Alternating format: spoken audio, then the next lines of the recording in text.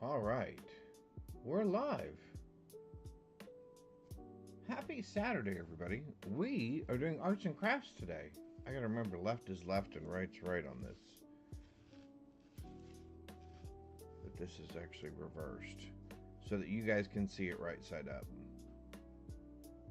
All right. So you can see this is what we're doing today. We're going to listen to some lo-fi music. Let me know if the music's too loud or not loud enough, or if you can hear me or not hear me. I think I should be about right.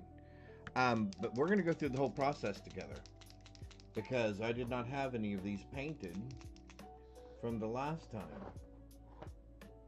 So we're going to have to go back and find the colors. My system just crashed. My computer went to a blue screen and shut down. Okay, hang on just 1 second, everybody. 1 sec.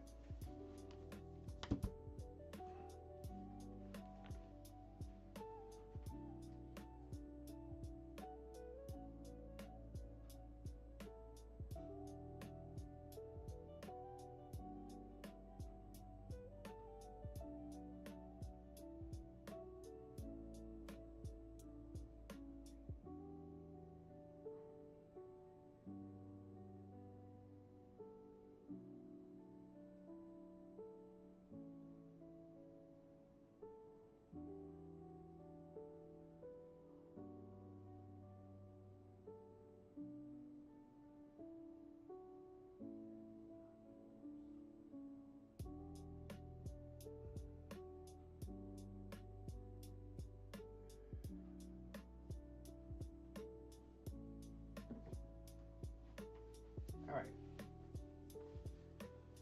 we're back. So I figured I would share the entire process with you guys. Oh, my music's a little loud. There we go. I thought I'd share the entire process with you guys. We'll go through all of it. So I have a sample piece of wood here because I always want to see how it's going to be too pink. See, I always want to see the colors on the wood, and we have several different pins and pin types to choose from, so we're going to be trying some different pins. Now see, that's weird because that looks red, but it is really, really pink, believe it or not. And you can see where it's running. That's something to be aware of also. So that's not the right color red. Let's try this red.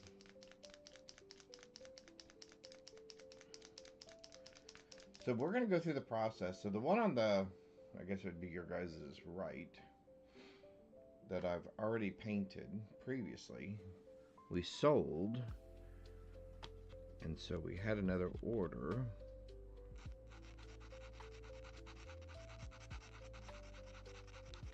Well, now I will say this. That one is definitely pink. So the other one may be the correct red. Alright, so that is definitely pink. Let's try this one. Like I said, I want to try a couple of different kinds of pens as well. And you'll hear me shaking these because these are acrylic pens.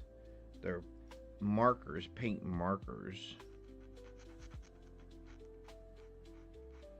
And you gotta be careful of the splash as well. Now that's a little kind of magenta-ish, isn't it? Yep. All right. Mark, how's it going? Yeah, Candace is getting back up on. Yeah, she had a technical snafu. She's getting back up online. She'll be there in just a minute, I'm sure. All right. Let's try these other markers here. Although does that look orange? That looks kind of orange, doesn't it? Now we might use different pins of different colors from different groups, because this actually has some browns in it that I like.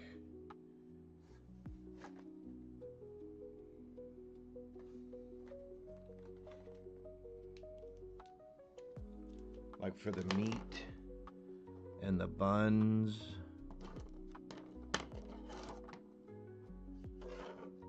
So far, that's our winning red. And basically, that's kind of how it works. It's a process of elimination. I'm going to set those down there as a matter of fact. Let's try this. Oh, that's going to be two. Yeah, that's almost going to be the same color as that, isn't it?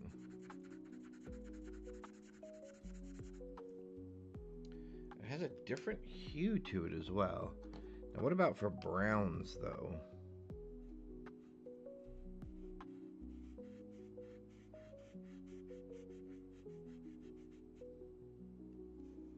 That's not bad for a lighter brown. What about this brown? Hang on.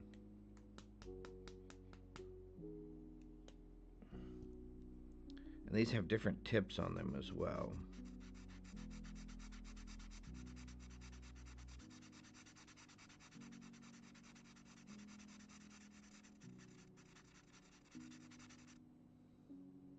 Oh, that does a nice blending of the colors too. But my biggest thing is going to be, I have a very small area to work in. So getting it to stay within the lines.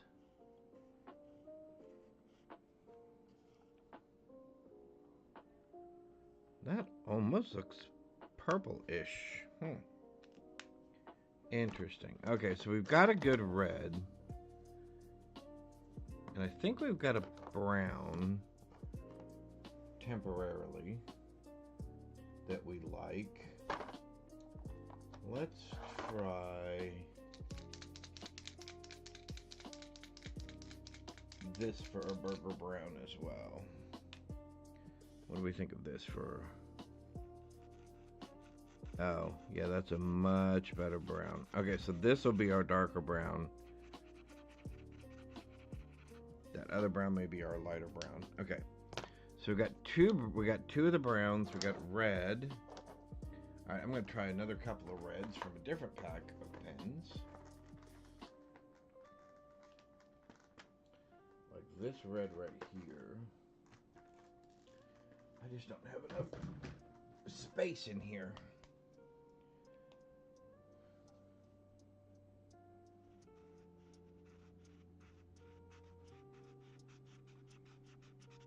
I'm not sure how I feel about that.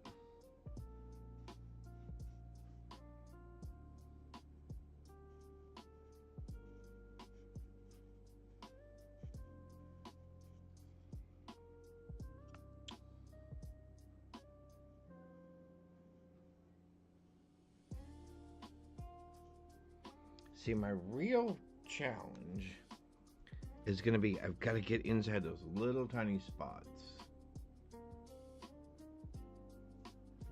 All right. White is white, but we may end up having to use one of our. All right, so we may have to use one of those for the black. Hang on one sec.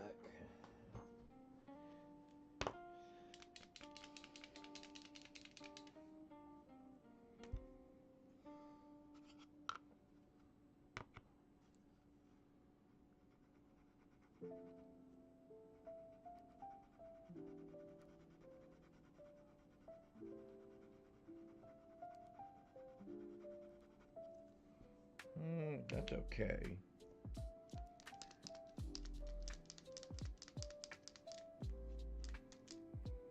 I like that other red. Oh, I like this white much better. All right, so there's our white. I'm pretty sure this will probably be our black. And then we need a couple of greens. We need some yellows.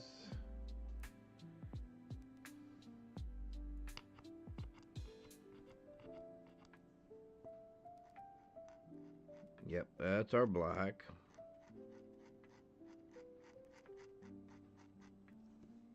All right.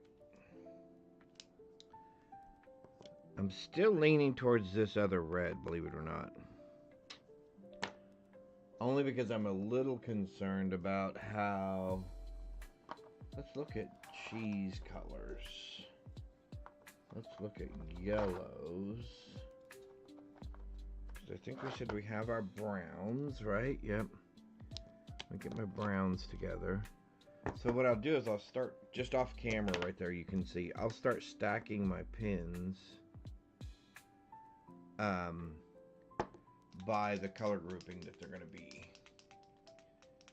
So let's see. So we're going to get a nice color palette up here. Tara, what's up? You have the option to flip the camera. It looks a bit weird looking at it backwards. Oh, yes, I do. Actually, yeah. Here, hang on just a sec. Ba-dum-bum-bum.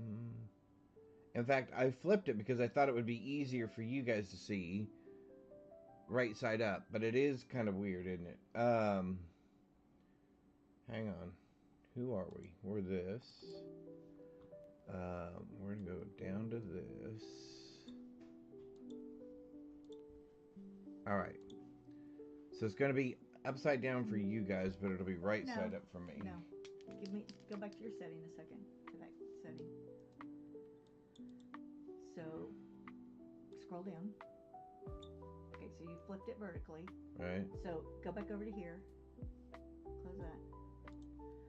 Now, right click. Go to transform. And flip horizontally. Oh, flip horizontal. That way. Oh, and then you flip it back so it's the other way. Okay, yeah. So I need to unflip this, is what we're saying. Yeah. So, oh, I see, because it's backwards. Right, not reversed. You didn't undo, there you go. Oh, it's backwards reversed. Okay. There you go. There it's right and left and left and right. You're welcome. Terabin says, yep, there's a horizontal and vertical flip. Thank you, thank you. Good morning, Terabin. How are ya? All right. So now we're looking for cheese. Whoa. So now you can see why we use a test piece of wood. And lots of paper towels. That looks great. Hang on, let me tap it. All right, so there's our cheese color.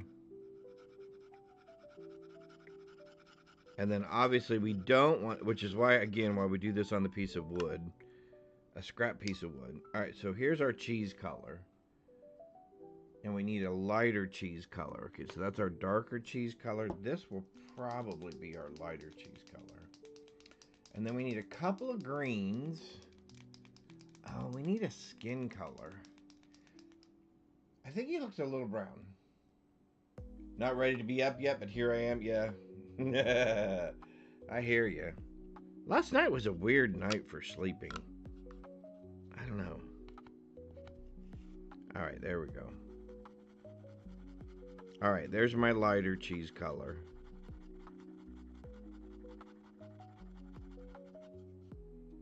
All right.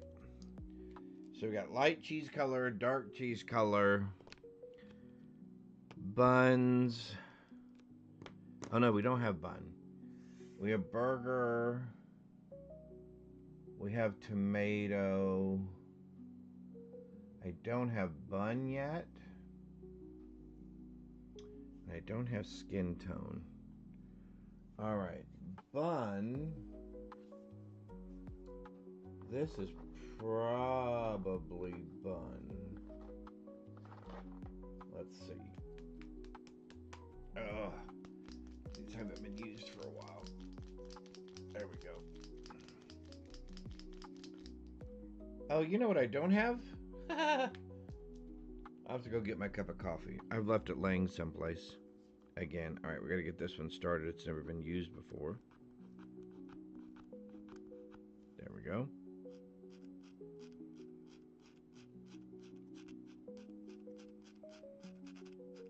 Yeah, that looks like a good sesame seed bun color, don't we think? Or is that too sandy? Maybe that's too sandy. Oops. Let's try this color here. Although this looks a little flesh tony.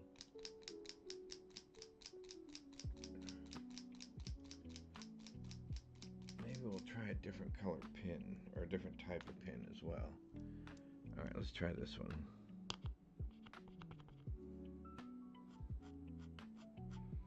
Yeah, that's more bun. Oh yeah. Definitely more bun color. Alright, so then that'll probably be our bun. And then this will probably be our sesame seeds. So we got buns, sesame seeds, cheeses. We think we have tomato. Because I think I might use this red here as tomato. Yeah. Yep, I'm going to use this red as tomato. Okay. So we have tomato. We have his red and white outfit. We have cheese. We need lettuces. We have white.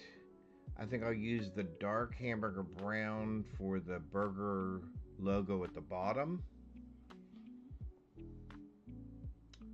I need, I still need a skin color. All right, so let's look at lettuces. I like maybe this one and this one. Although that may be too blue. Because I went really light with that one lettuce. I wonder why I went so light. Oh, you know what? That's a pretty color. That's probably why. Now that I look at it. Alright, here. Let's shake all these up. Alright. Lettuce. Okay, we're looking for dark first, or dark color first. Oops.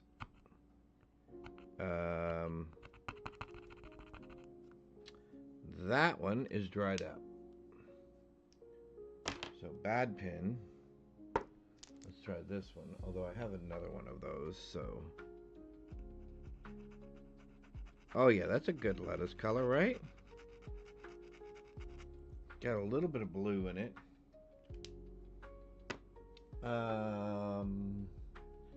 What color was that?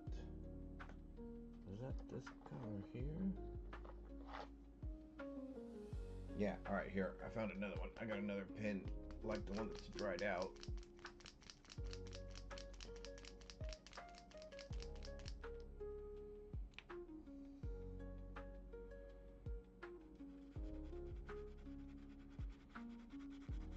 Yeah, I think I like this green better.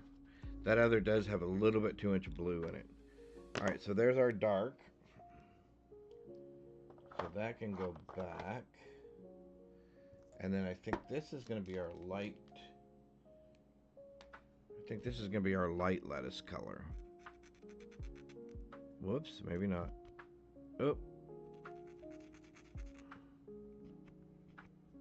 Oh, that one is separated. There we go. Now we're starting. There we go.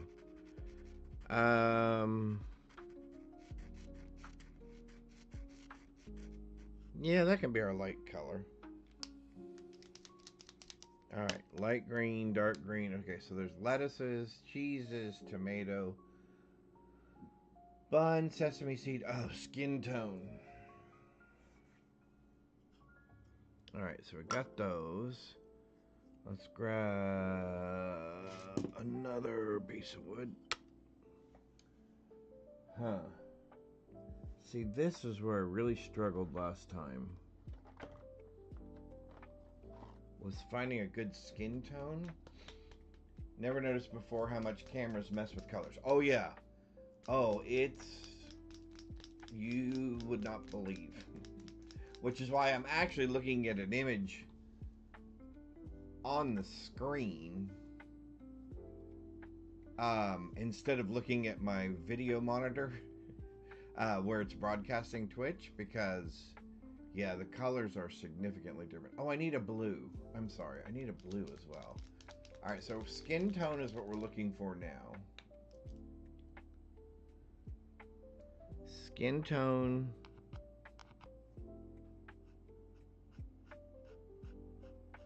I think that's alright.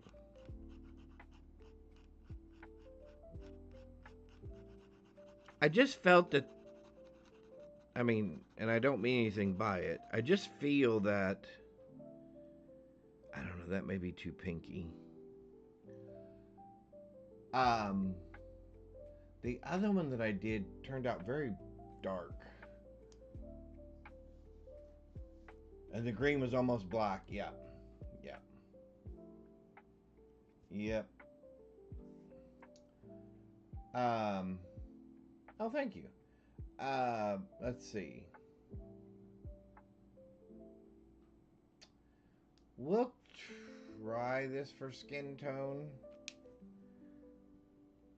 I think the other problem was that I ran into was... Oh, and I need a big yellow for that.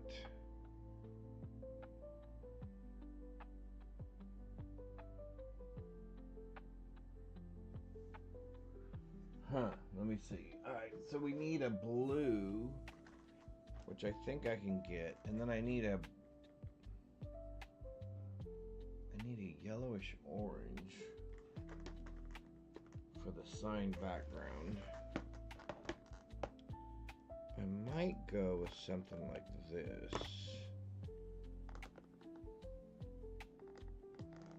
Now I do like this blue. Let me try that blue as well. Alright, let me try both of these real quick.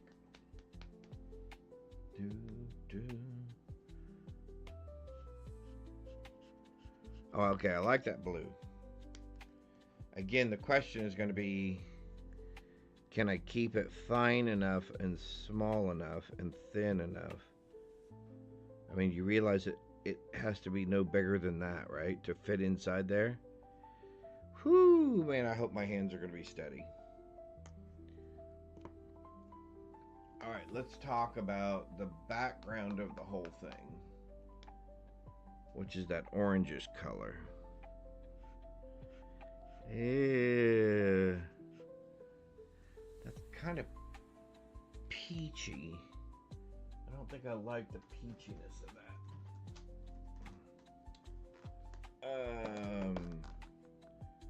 Let's try more orange and less peach.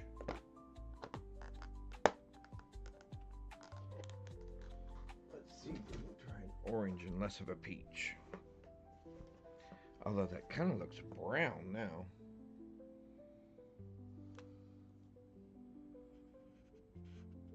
Oh no, there we go.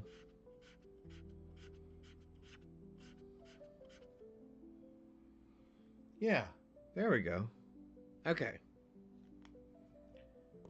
All right. So we got colors. We have our sample board. I'm going to paint one at a time, obviously. I'm not that brave. All right. What I'm going to do real quick is I'm going to step away for just a minute. I'm going to get a cup of coffee. I'll be right back. Or get my cup of coffee.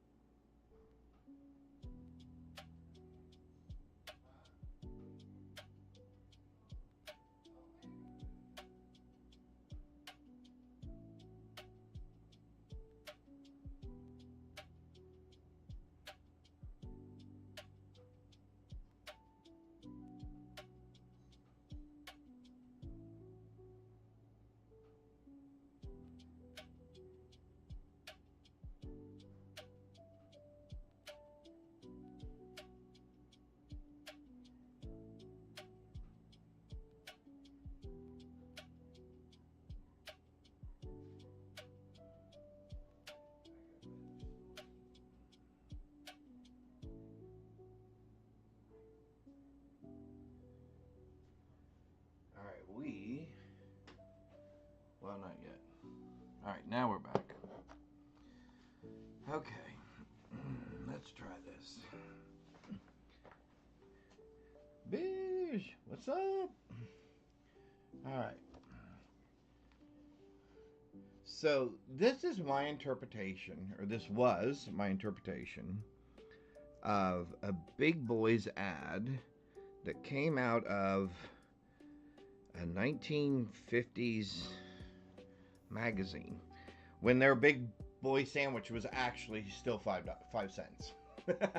Believe it or not, for a nickel. And so I took the image and went through several iterations of basically tracing the image and put that file into my laser cutter. And then what you see here is a result of the laser cutter putting those lines or burning those lines into the piece of wood. The cool thing about the lines is they somewhat keep the ink from running into the other ink. And yes, I'm stalling for time because I don't know that I'm really ready to get into this. I haven't done this for a while. It's been a couple of months.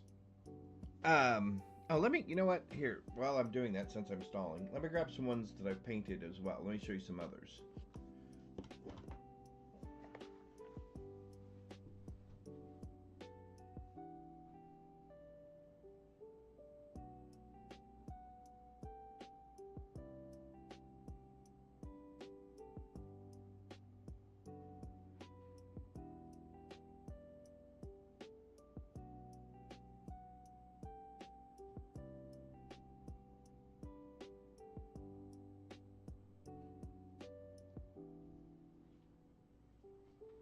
Alright. Since I'm stalling to still get my confidence up here just a bit, I'll show you some other ones that I've done that I'm proud of. Here's a fishing one that I did, and that's kind of the...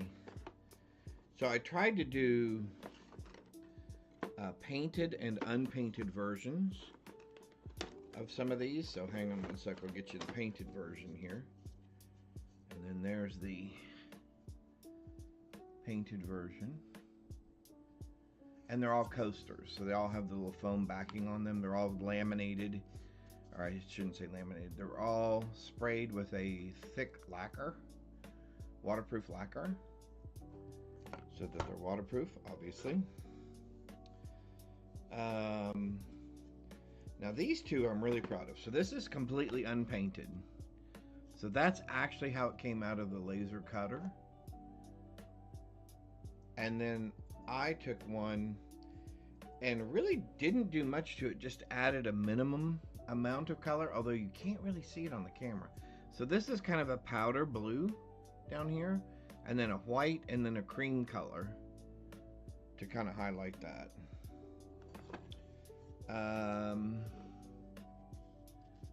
Here is an unpainted version of one that I did, and then here is the painted version. Again, boy, the yellow is just, oh, there we go. Now the yellow's showing up a little bit. So yep, there's those two, and then here's an unpainted one, and then here is the, oh, we gotta pick up the yellow, hang on. Pick up the yellow. There we go. Up. Well, maybe not. There we go. And they're actually much brighter off camera, believe it or not, than they are on camera.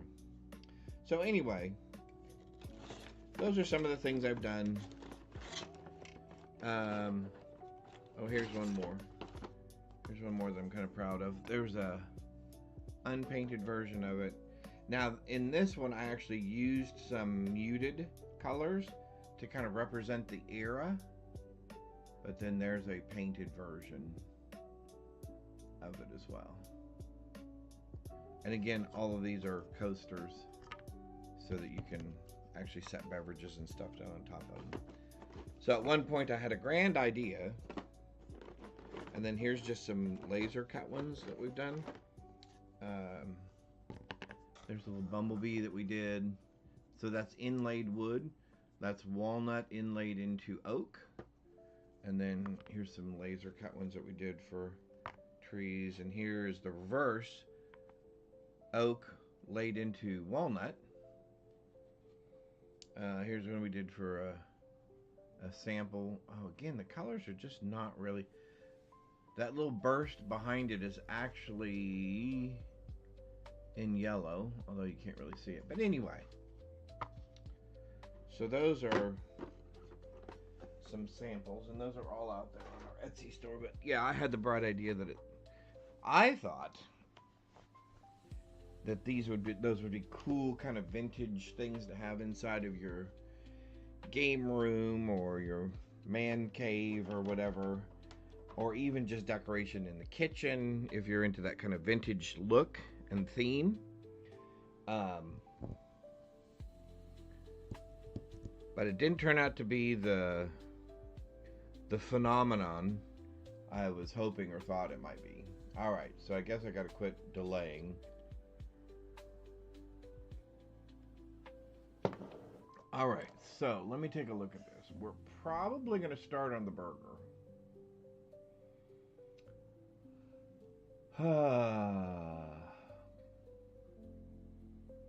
So let's do burger, cheese, tomato, lettuce, dressings, bun. And then we'll probably move on to Bob. And then we'll do the lettering, all of the lettering. And then we'll do the background and the edges. We'll probably do it that way. All right, so let's start with our our browns. Again, I always, oh, this is my magnifying glass. So not only do I have my glasses on, but I have a magnifying glass here. So that this is like coloring inside the lines, right? So that I don't color outside the lines, so to speak. Are you saying you're old? Huh? No. By no stretch of the imagination. Alright, so we're going to get that started. So it's flowing. There we go. Alright. Let's take a look at our burger here.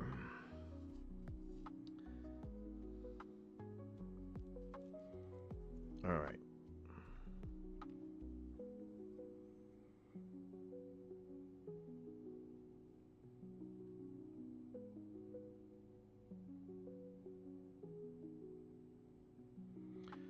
You probably won't hear me talk very much. If you want my attention and you're in chat, I will try to look up every once in a while, but you may actually have to ping me if you're wanting my attention, because I will actually be concentrating.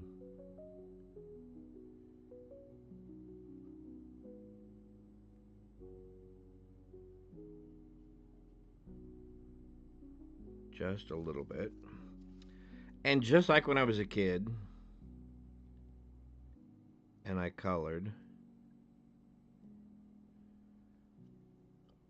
I will do the outline.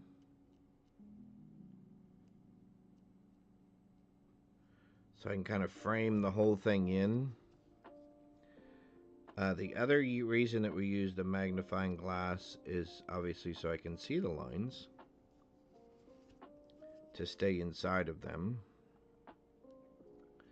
But like I said, the line actually serves another purpose, and because it is a trench, a burnt-in trench into the piece of wood, you can see how, or maybe you can't. Let me see if I can hold it up here. You can see how it's bleeding away from the line because it's wood and the paint is seeping into the seams, right?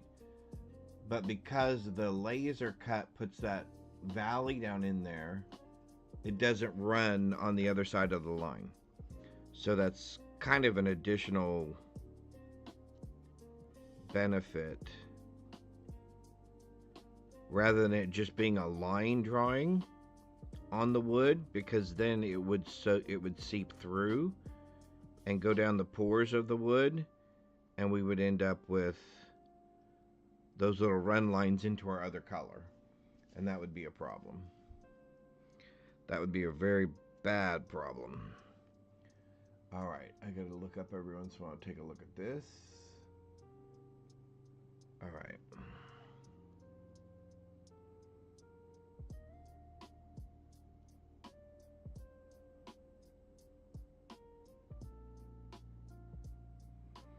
And believe it or not, it helps to be below the line. You'll see me, I'll turn this multiple times. And the reason I'll be turning it is because I want my pin, if that makes sense, to kind of be on the right side of the line. Because if I'm painting, so if I was painting this bottom this way, I have a chance of going over. This way I can see the line next in relationship to the tip of the pen. And I know if I put color on this side, it's okay, because color is supposed to be there. But if you do it the other way and you make a mistake, or you tilt the pen at the wrong angle, then you end up with a color in an area that you don't want. And believe it or not, I try not to paint over the line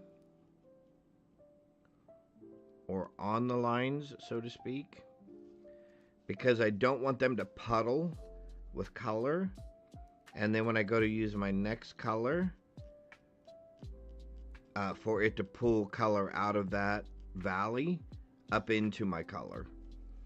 And obviously blend or merge those colors together. This way we end up with a nice, if I do it correctly, a nice sharp clean line. All right.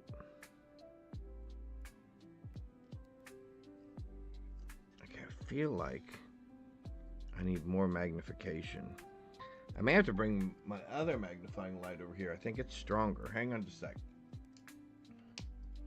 I may need this. Yeah, I may need this for the... Alright, hang on just 1 second. I just need to reach. Hang on.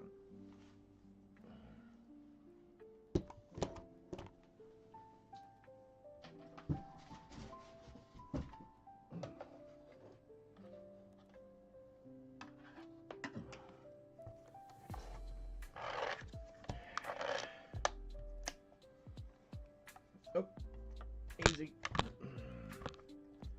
Alright, hopefully that won't be in the way. We can turn this light off, I think, now. Sorry, that's my headphone. Alright, let's take a look at this. Yes, exactly. That helps me be much more accurate. Oh my golly, that's so much better. Okay. Except for, of course, I've gotten something on the lens.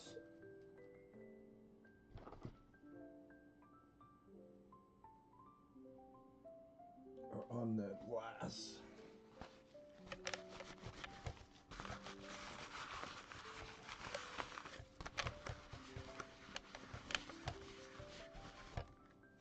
There we go. All right.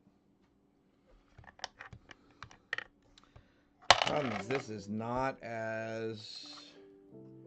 I'm going to spill my coffee. Hang on. Again, I've not had to do this for a while, so my setup... Actually, that's what I need right there.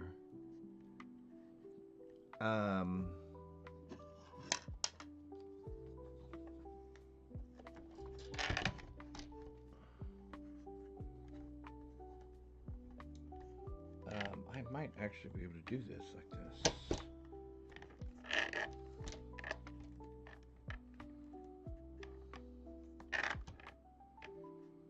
Oh yeah, that's much better. All right, that's not in your guys' way, right? You can still see? I'm going to move this up this way a little bit. Oh, there we go.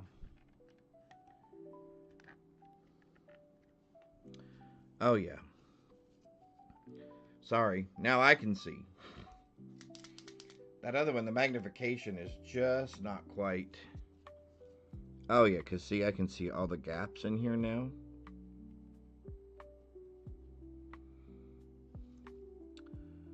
Oh yeah, I missed a lot.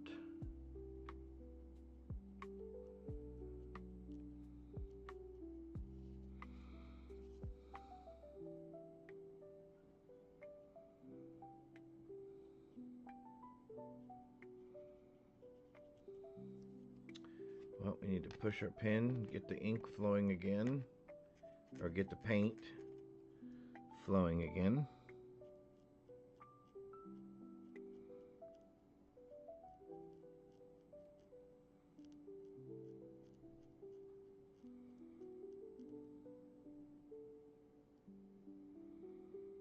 And the other thing that I know is, so this is going to have, because they're acrylics, it's going to have a very flat finish. So the other thing that I have to keep in mind when I'm doing this is, when I go to put the lacquer on this, it will bring that sheen and that shine back that'll make it really pop, which will then also really pull the color out. And I know it looks, I know that doesn't look brown on camera, but believe it or not, it is hamburger brown.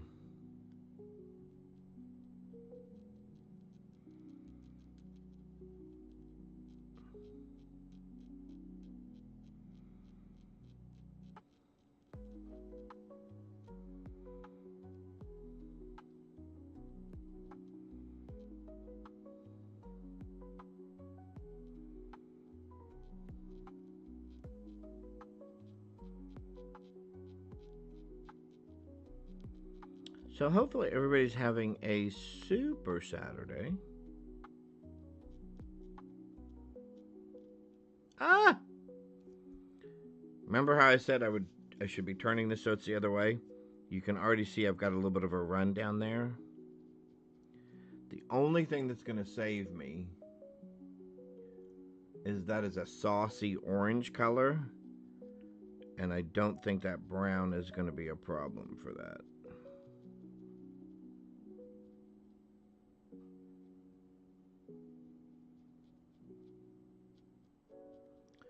But I didn't turn it because I thought, well, I've already painted close to that edge. I'll be fine. Uh-oh, dog hair. Hang on. That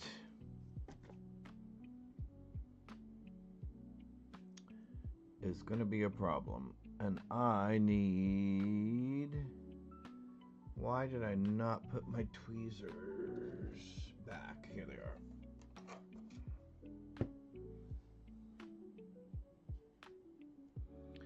Believe it or not, and I know you guys can't see it on screen, but that little tiny dog hair, the paint will hit that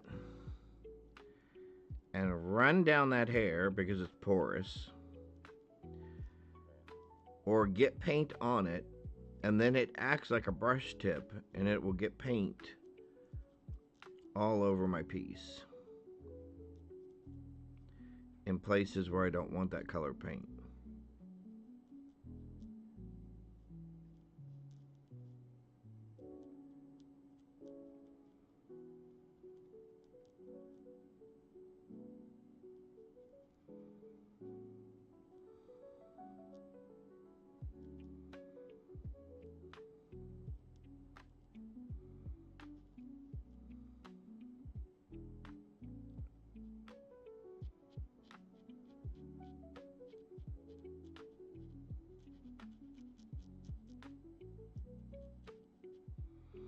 And then we'll get color variation by what I'm doing right now, which is in a couple of areas I'll kind of layer, or I'll put some additional color into it. So we're going to try this other brown now.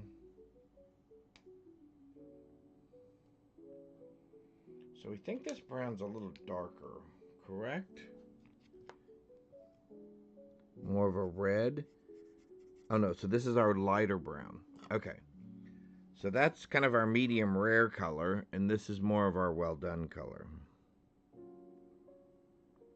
So what we'll do is we'll find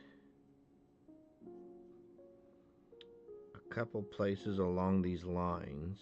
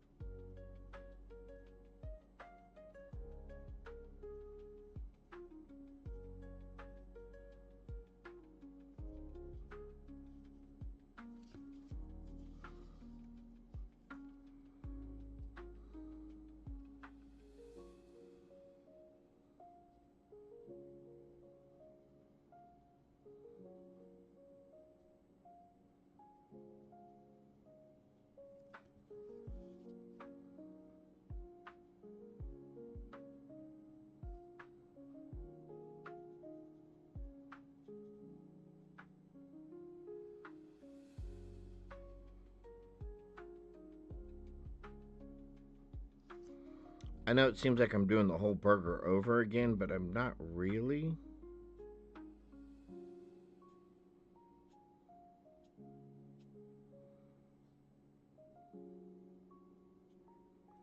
Oh, I'm going to have to be careful. That's twice. Okay.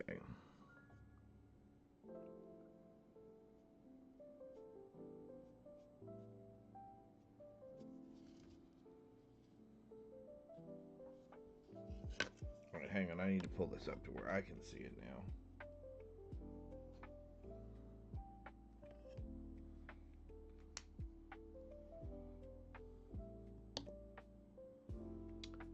Do I have an even darker brown?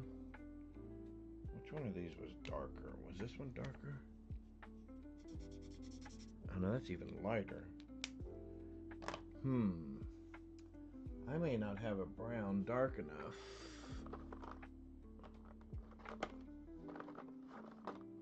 Let's try this. I think I want just a little bit more dark in a couple of spots on here.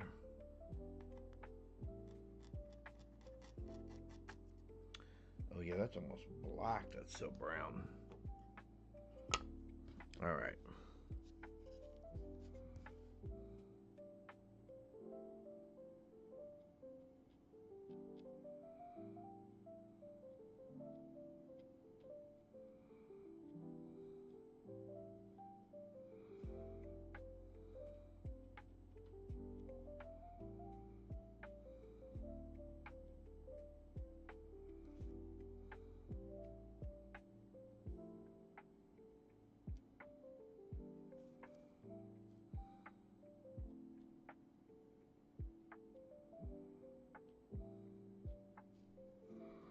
Now the other thing you have to be careful with wood is you'll see it's already starting to get a little saturated with paint.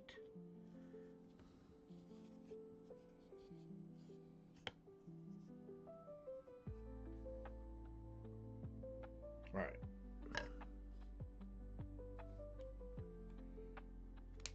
And if you're not careful, then obviously those paint colors will run. So now we're going to take a brush, just a clean brush.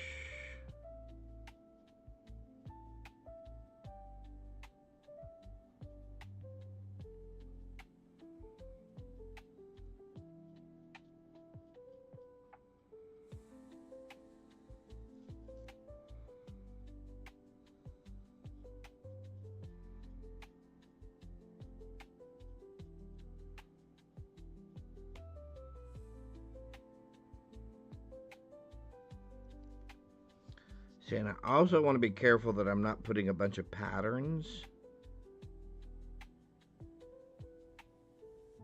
in it as well. You know, lines that as soon as your eye looks at it, you go, oh, look, there's this natural line here and this natural line here. All right, I think that's going to work for now. Let's clean the tip of our brush here. All right.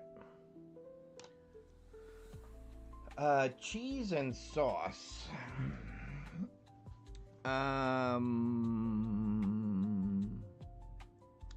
Let's go sauce first, which is kind of this darker.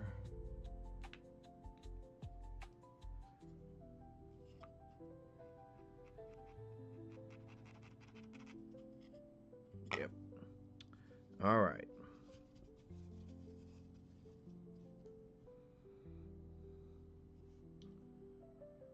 And believe it or not, we're actually going to leave that little teeny tiny black line in there. There will be touch up, trust me. The first thing you have to tell yourself when you do this is there will be touch up.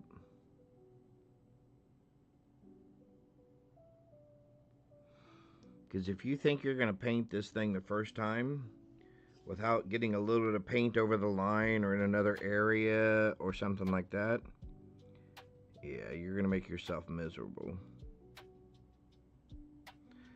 I've come close a couple of times because obviously I've tried to do that, but yeah, it doesn't work out that way.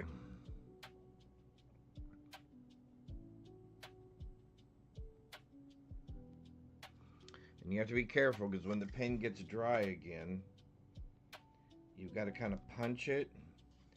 And if you punch it, sometimes a whole bunch will come out. So then you got to kind of, just like you would with a paintbrush, you want to get your tip back. And then you just got to be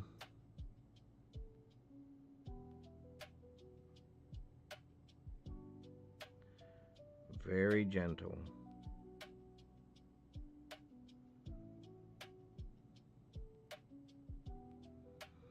And sometimes you can just kind of just dab the paint itself. Maybe, is that too bright, guys? Is it, maybe that's the problem. Maybe it's too bright. Although I need that light. Maybe, what happens if we kill, what if we kill this light? Well, that doesn't really do much at all for you guys, does it? It must be this. Which light is it that's causing the color distortion?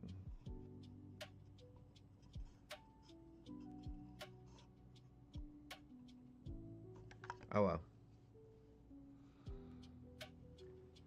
Let me put it this way. Trust me, it looks better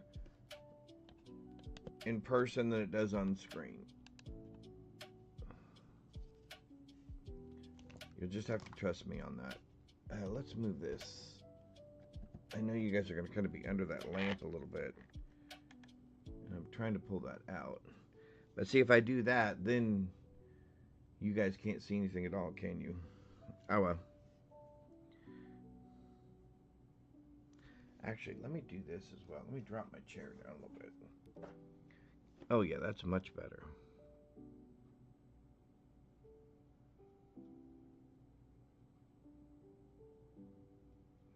So like I was saying, you can also sometimes just kind of dab the paint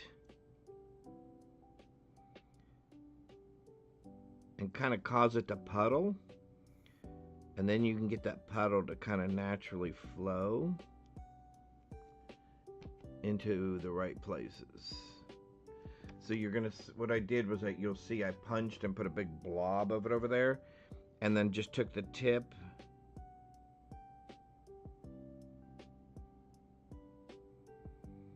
and rub the tip in it, the tip of the pen in it, just so. Now there, see, there's a mistake, or I shouldn't say a mistake. There's a dab on the other side. So now we're going to do this piece of cheese, and what we're going to do is we're really going to try to stay right along this edge. Well, hang on. Pick up a little paint from over here.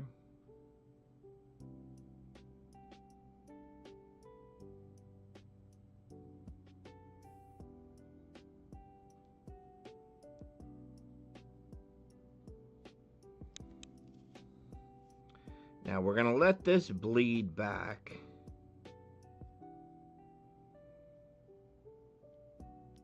Into the cheese because we're going to want it to blend just a little bit.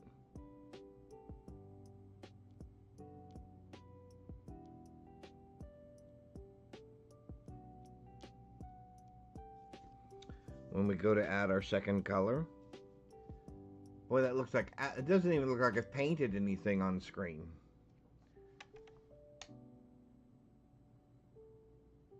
Well, there, that way you guys can see it. Although I'm sorry, but I can't see. But I can't see the lines.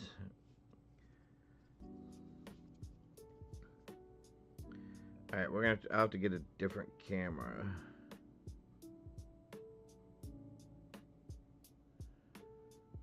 All right, there we go.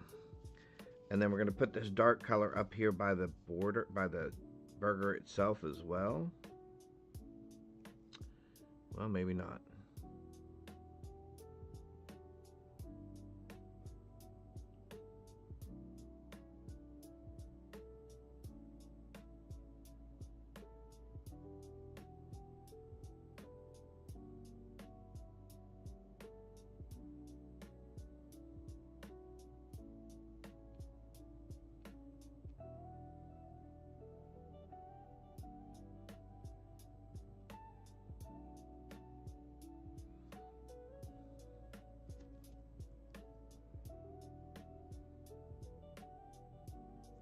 There we go. All right. And we're going to grab our lighter cheese color.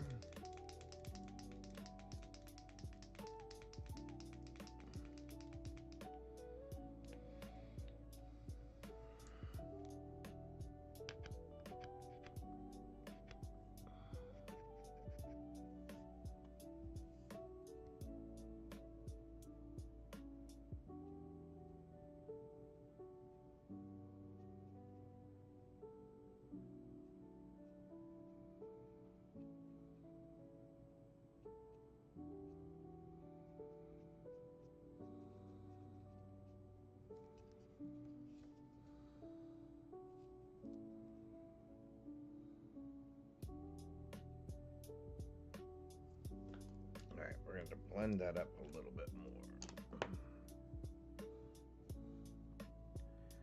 Take some of that neonness.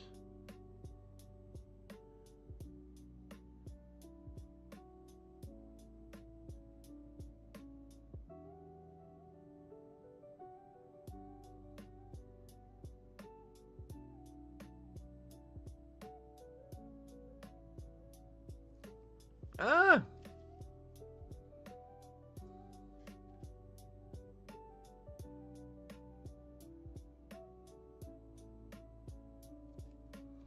Alright, so you can see we got some on our burger, which always happens.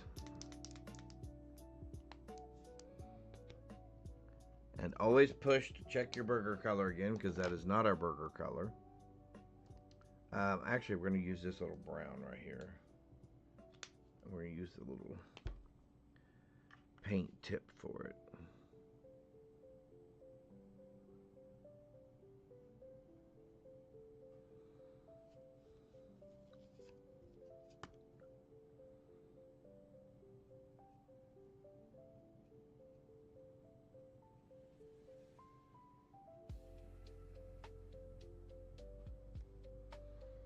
All right.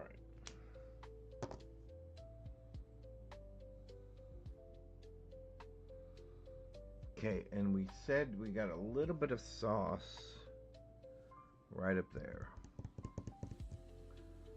Saucy color. Our saucy color here. And our sauce is this one right up here.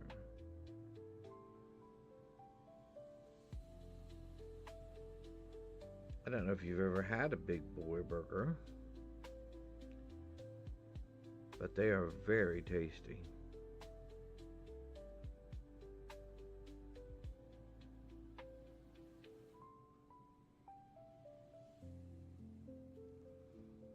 All right. And then all the rest is lettuce.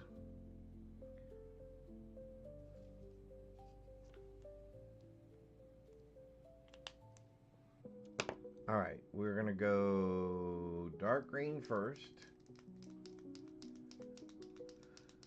All right, dark green is top and bottom. Okay, I gotta try to remember. All right, let's get our green going.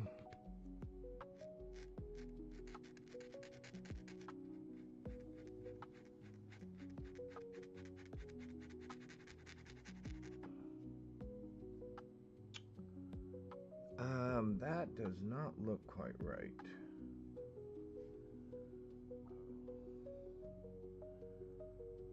That's not as dark.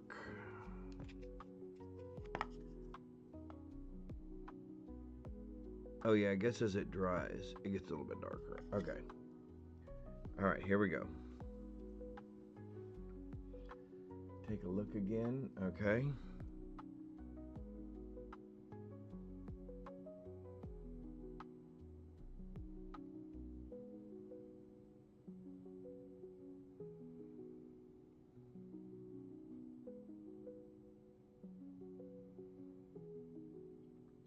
You can see, in this case, I'm almost not painting as much as I'm just kind of dabbing and touching.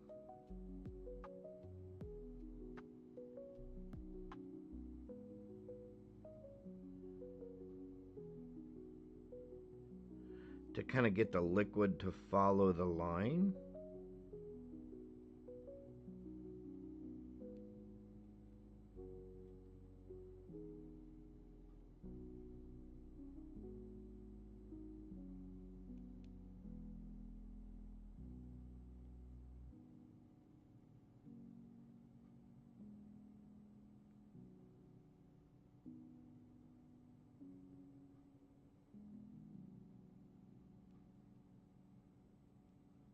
And you'll see there I could not avoid but to get paint over into both areas.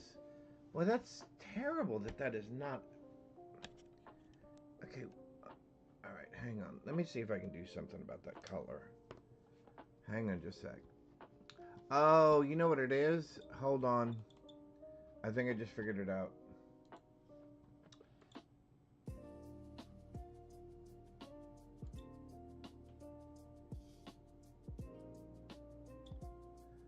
Ta-da!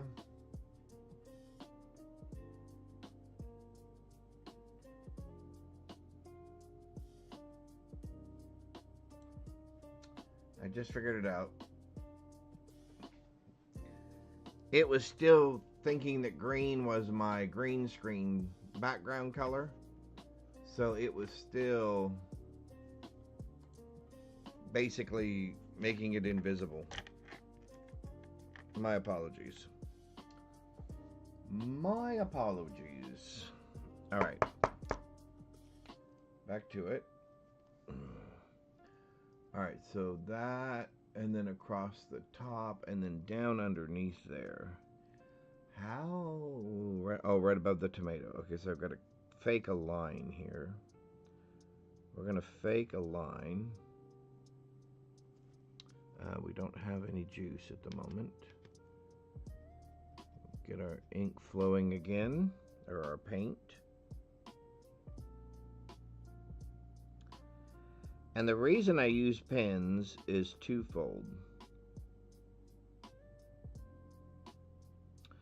One, I need the ink to be very, very fluid. I need very, very precise control.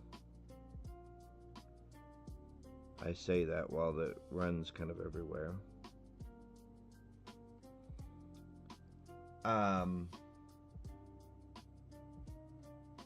And then I let that be the tomato. Actually, you know what? I'm going to make this lettuce this time. Because that was something I did not like about the other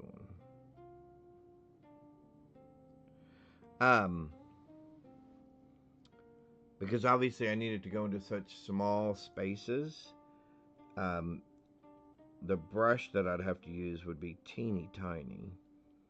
And probably I would struggle with carrying enough paint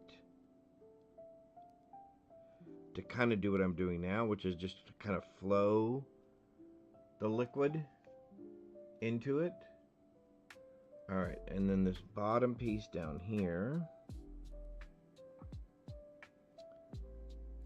This bottom piece down here going up into this.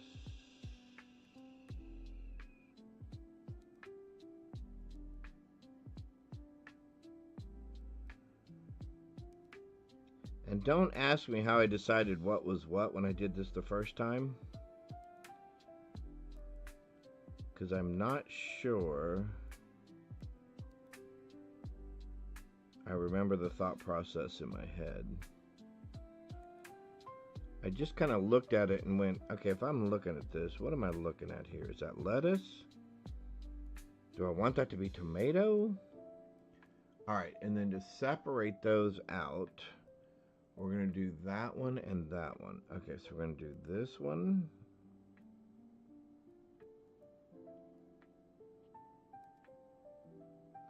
Because remember, the first time I did this, all I had was the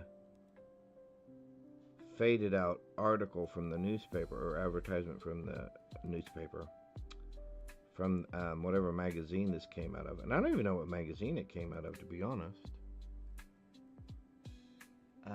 Okay, so we're going to go green back up into there, and then we're going to go black later.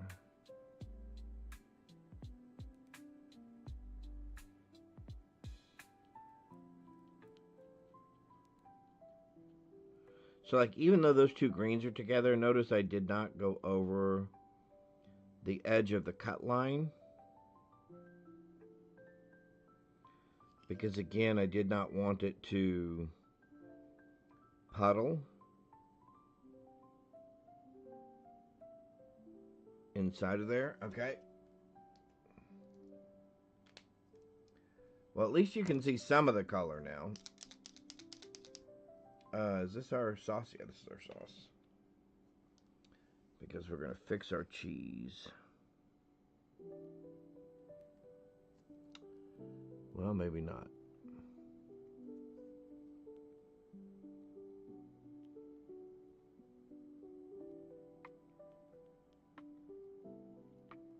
we go.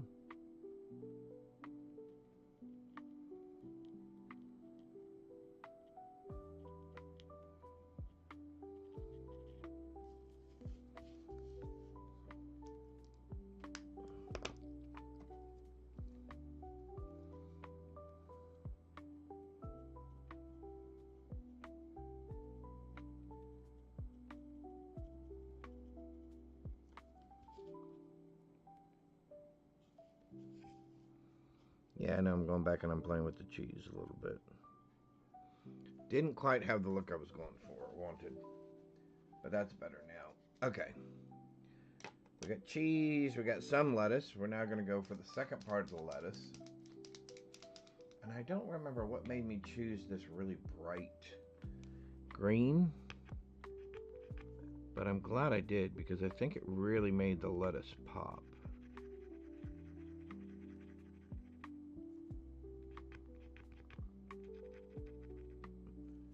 Alright, here we go.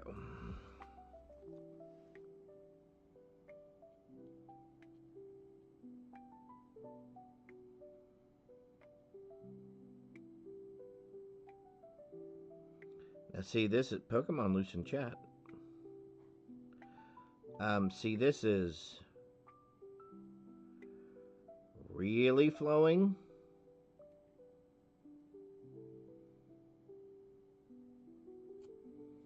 So again, this is more about controlling the flow.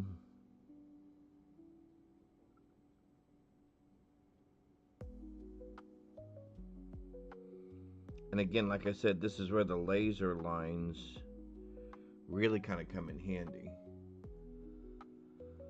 Alright, and then we have the piece coming underneath it right here because we went black in between there to give some definition.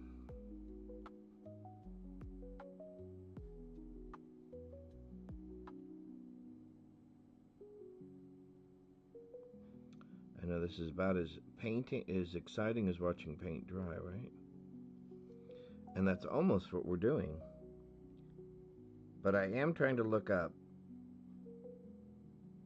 and check chat. So if you are chatting with me, just be patient and give me a second. I like chatting with you guys.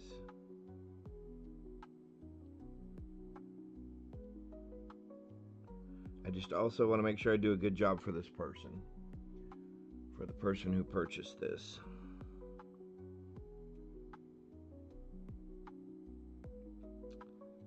Since these are already sold.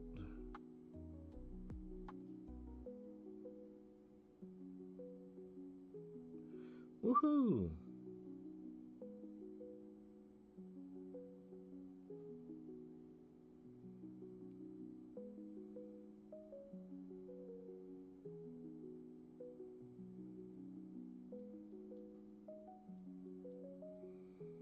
Now, I don't know how many of you actually watch my channel usually, but I usually play video games. We're currently playing WoW. We've played World of Warcraft, sorry.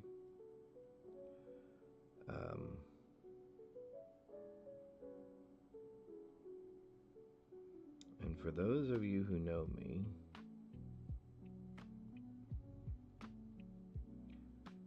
when I play games, I'm not a super patient person. Oh man. But when it comes to this, obviously you have to be. So this is a big change of pace for me.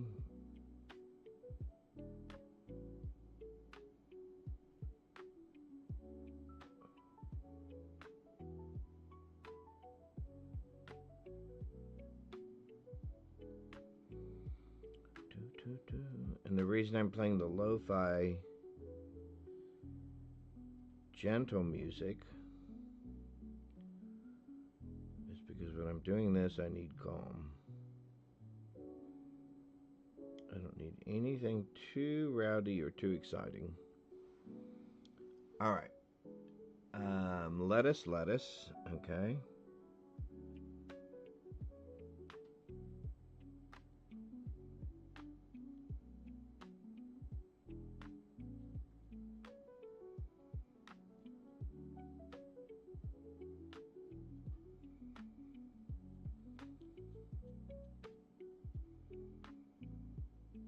So wood, unlike canvas and paper, although they have grain, and you need to know the grain so you know how your product is going to flow on them, wood definitely has grain, and you've definitely got to know which direction it's going. And I always try to get it going north and south on my items so that my paint will flow north and south, which again also makes it a little bit easier to control. And in case you wonder what I do when I take my hand away, all I'm doing is I actually have a spare piece of wood over here. Ah! Again, not going to do this without making some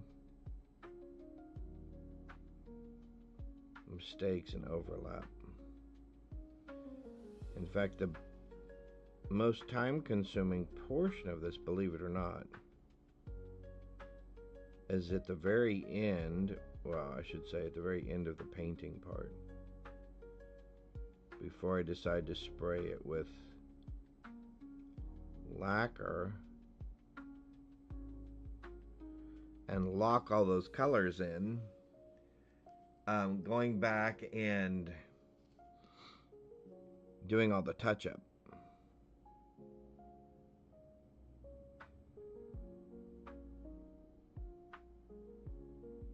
All right, let's do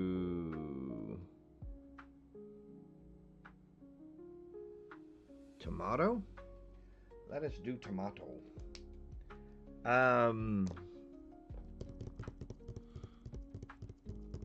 You know, I was wanting to use this red for tomato.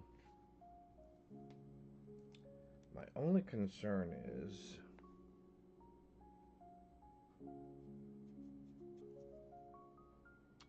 well, let's try it. Let's see what happens.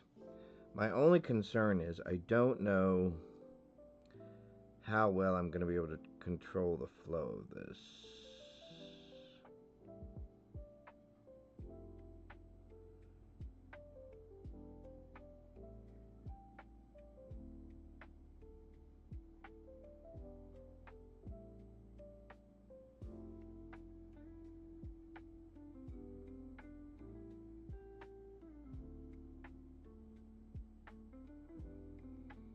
I don't know, this may, you know what, this may need to be my highlight red color.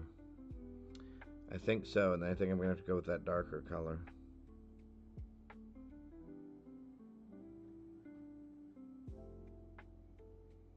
Alright, you just now became the highlights.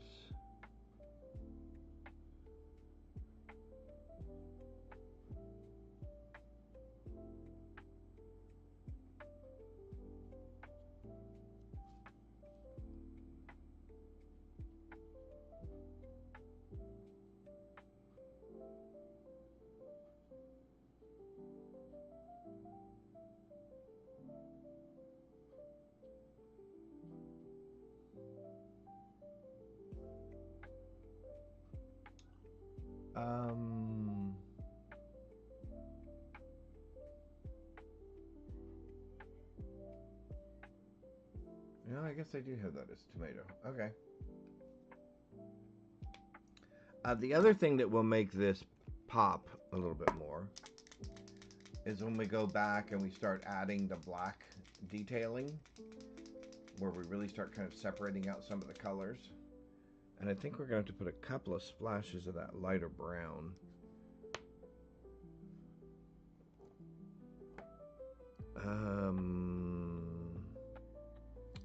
Lighter brown.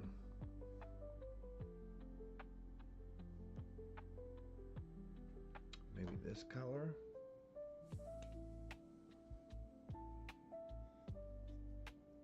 Yep.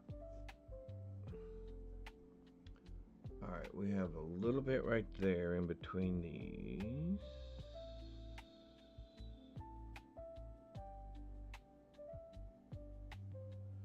We got a little bit right there.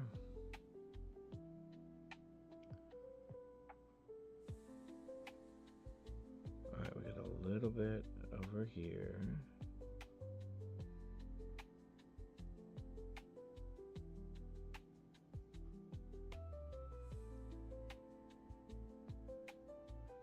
All right.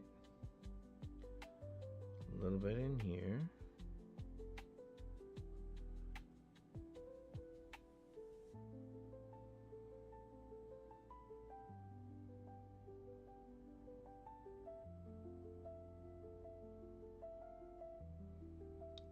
And the nice thing is, obviously, one of the things we state on our Etsy store is these are all hand done and one of a kind. And so no two will look exactly alike. It's just never going to happen, trust me.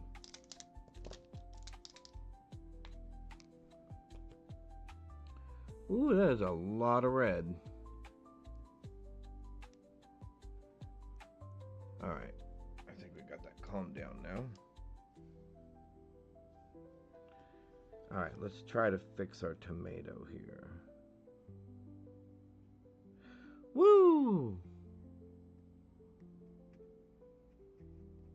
We are definitely flowing.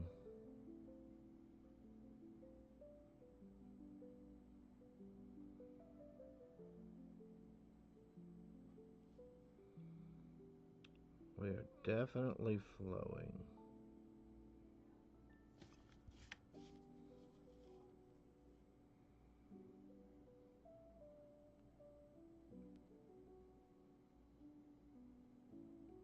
So how's everybody's Saturday so far?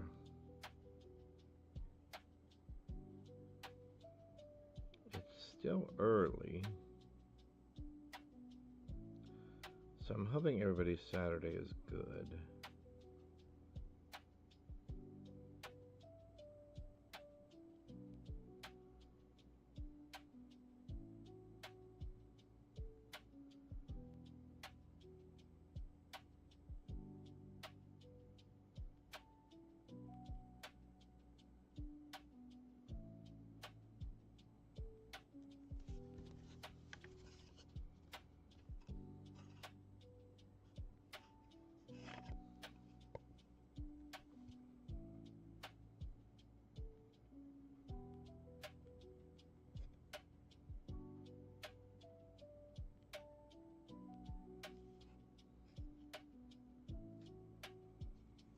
Or is it starting to look like a tomato? Is it starting to look like a burger yet?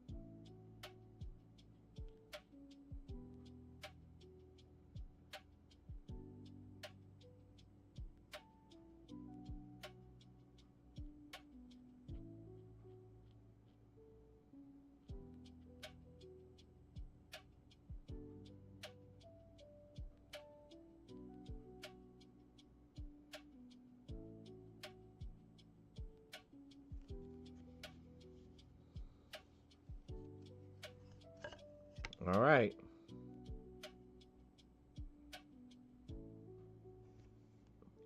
I think it's starting to look like a burger.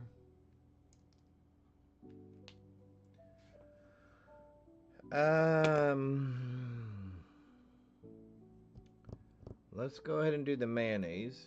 Yes, it is a northern burger. It's a mayonnaise burger. It's got mayonnaise on it. And then it's got Bob's Big Boy Special Sauce. Whatever that is.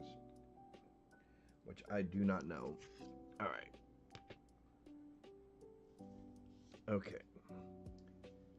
So we need a thin layer of mayonnaise. I know this probably ruins the burger for some of you.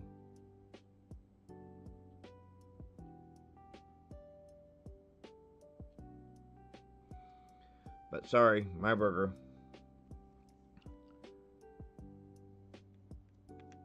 All right, I've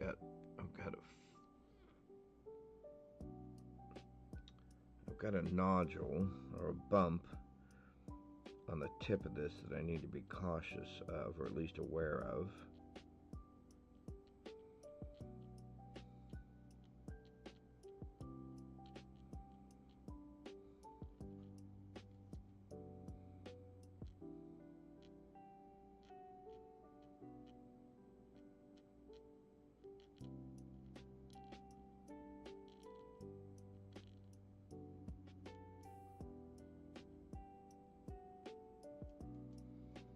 There we go.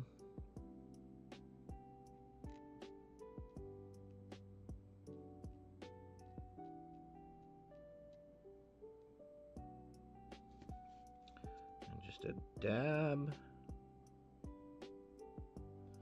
of mayonnaise right there. All right. I think it's starting to look like a cheeseburger. All right. What are we up to now? Bun. Well, I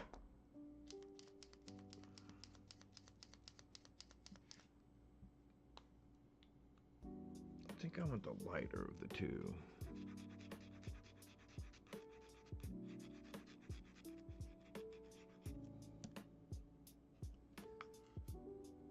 Too light for a bun? Maybe that is our sesame seed color. Let's take a look. Oh, I stuck my hand in the paint. That's the other thing you have to be careful of, is not touching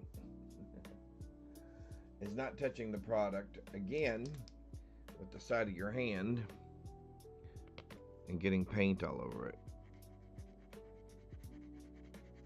Yeah, this is our bun color. All right. And we may have to go a little bit darker, I'm not sure. We'll see. But for right now, this is bun color. There we go. We got a good flow going.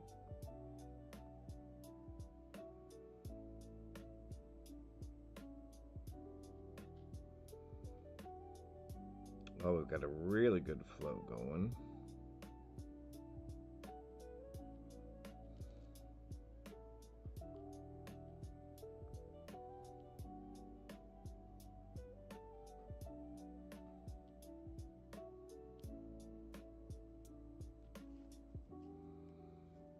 Oh, yeah.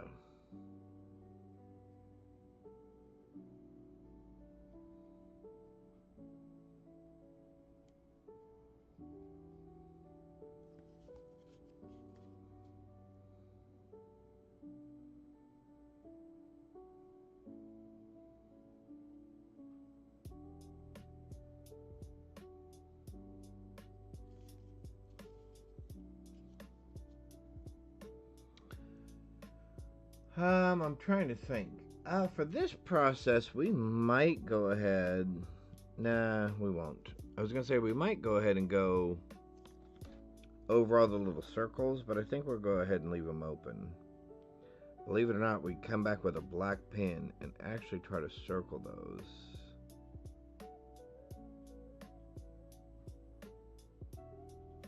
To give them some shadow.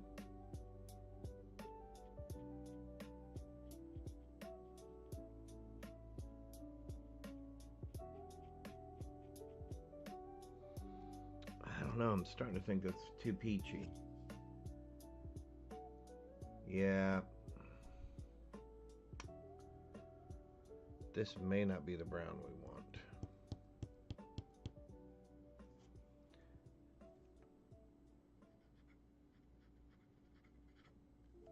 Now, why does it look darker there?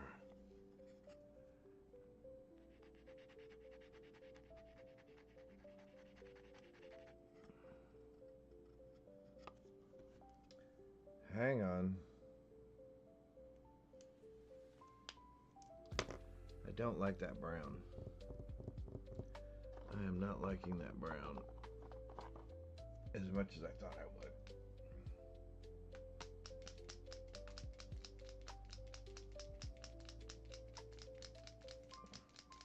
That is the other thing.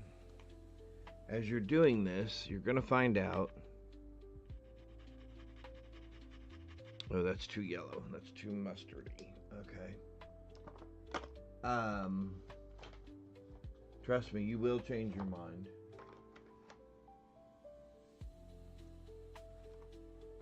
Let me try this brown. You will change your mind and go, oh, that needs to be this color. Because I'm thinking of this against that orange, and I'm afraid it's going to be too light. I'm afraid it's going to be way too light.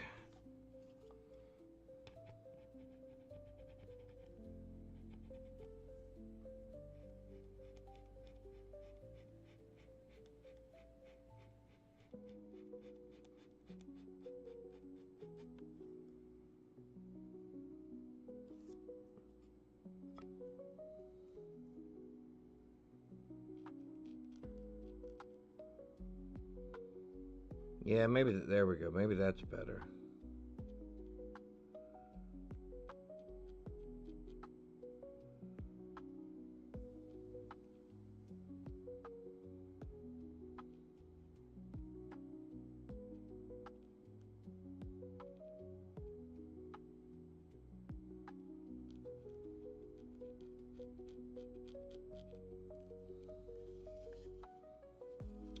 Yeah, that might be a little bit better.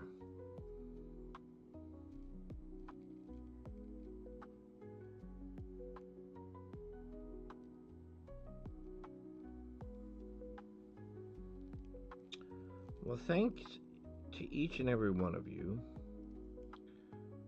for coming here and hanging out with me while we chill and do this.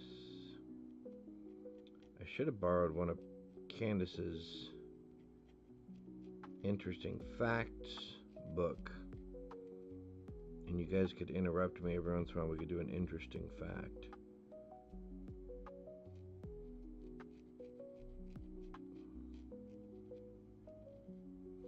Because I do have a tendency to get into this once I get started. Yeah, that brown's looking better. That other color to me just, again, seemed way too... See, wet, this looks like the right color, but as it dries...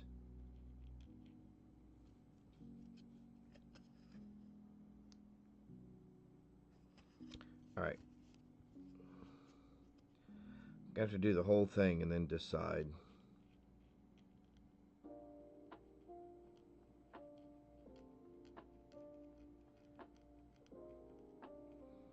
And that does happen occasionally when you're doing this.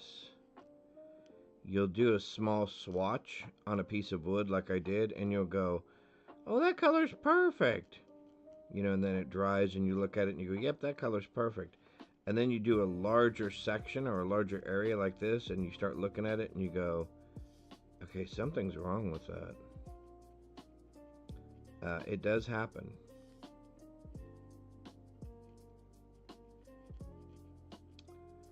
And the only thing you need to realize is if you do decide you're going to go over it with another color, again, on another scratch or scrap piece of wood, put this, you know, your original base color down again, let it dry, and then put that other color over top of it, because then that's the only way you're going to get a true picture of what it's going to look like when it dries.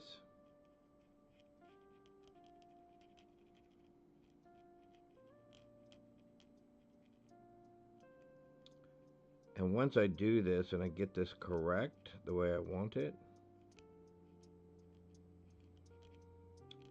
I should really make a color palette page for this and say, this is this color, and this is this color, and this is this color. And by the way, let it dry and then blend it with this color.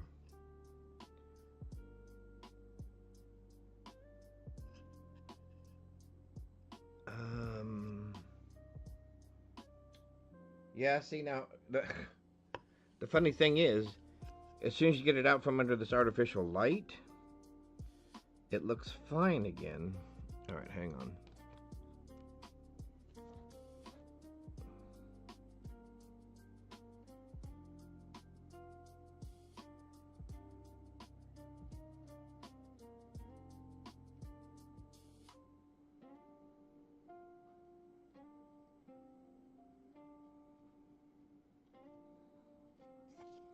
But anyway, I've been making these for a couple of years now.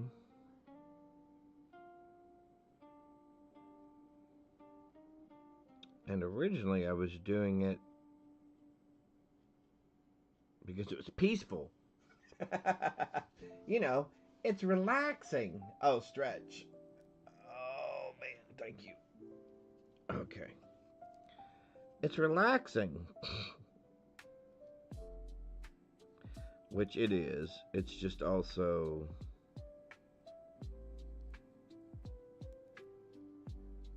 intense or meticulous.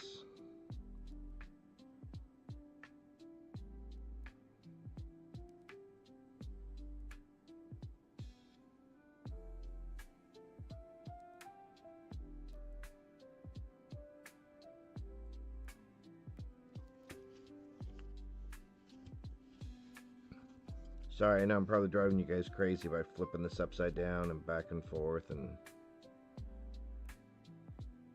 every which way. And even though I know there is going to be touch-up, the better I can make it now, the less touch-up there will be later. Alright, the bun color is starting to grow on me just a little bit.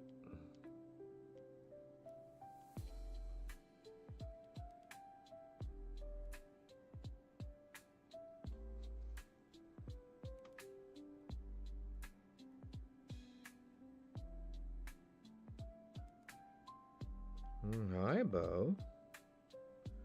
What you doing, my bud?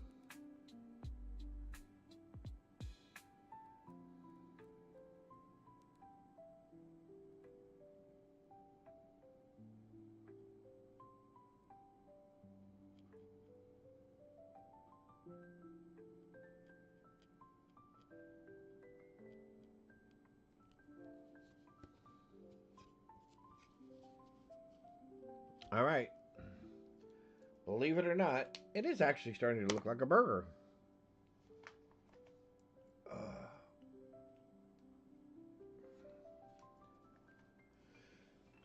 All right. I'm trying to figure out, is there a way I can get some more light over there for you guys? Maybe if I turn this one back on. Hang on just a sec. Oh, I unplugged it, didn't I?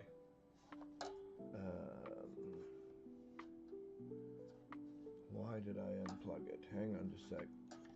Oh.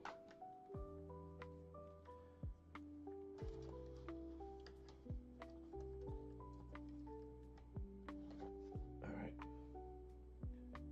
Now let's try it.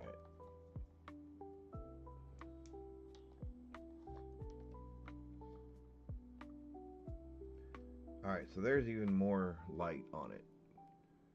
Maybe that looks a little bit better. Yeah, so that looks like a burger. Now, granted, that light green looks a little too light, but believe it or not, in real life, it looks good. All right. Let's do the sesame seeds. And then I guess we'll work on Bob. Work on Bob himself.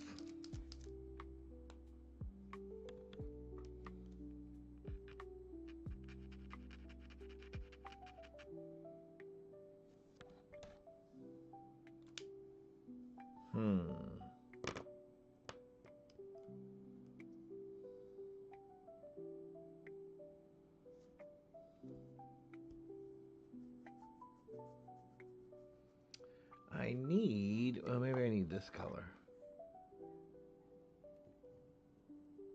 Well, that's the same color. Well, that's not going to do me any good. See, I don't think I like this color because I think it's still too peachy.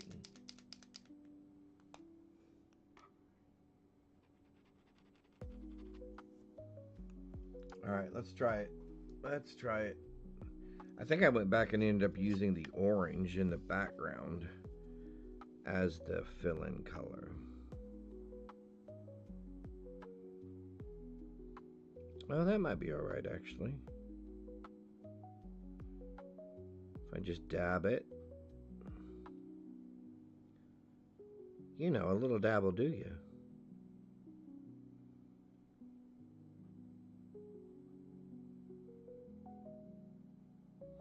Is anybody in my stream even old enough to remember what that advertisement that came from?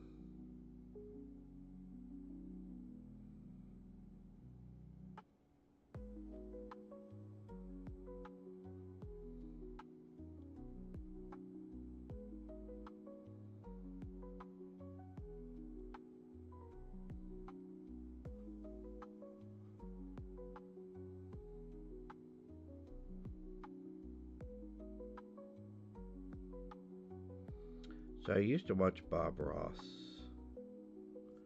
all the time, and he'd say, "Oh, there's just a happy little mistake here, or happy little thing there," and I would think, "Oh my golly,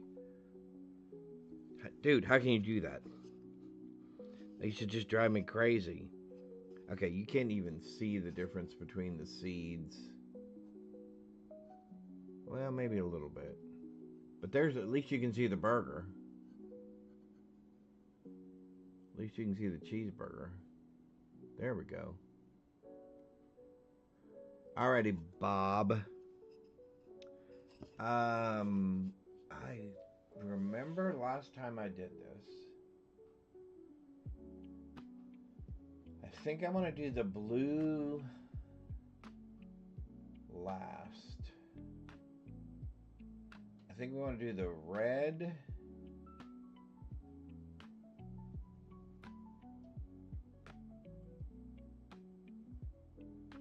Actually, you know what? Let's do the brown down here at the bottom. Let's do that dark brown for the burger. Behind the word burger. Yep. Alright, here we go.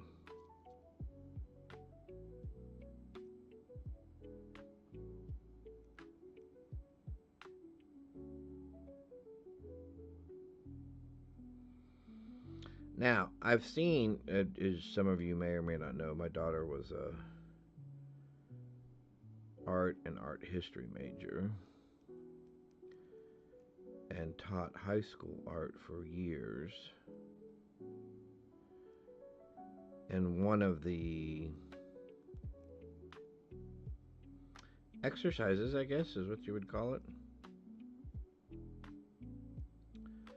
is, you know, they would take an image and then dissect it into 4 sections. And then they would do a different art style in each one of the sections. And I thought it might be interesting to take one of something like this, the Bob's Big Boy logo. And I have to admit I'm getting a little bit of this from a rug that my wife did. And put it in a 4-panel piece, and then do an Andy Warhol art style to it. It's a very,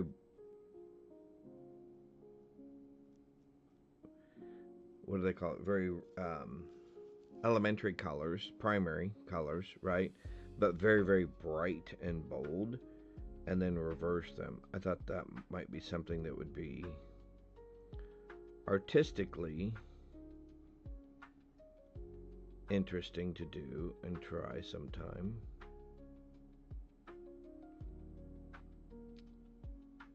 I don't know that that will happen anytime soon,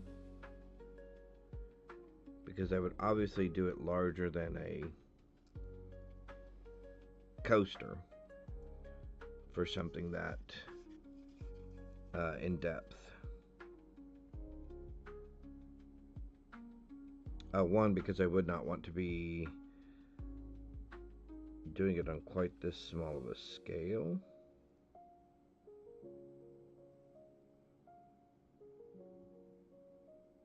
Hang on, my headphones are slipping. Headphones are slipping and sliding. There we go.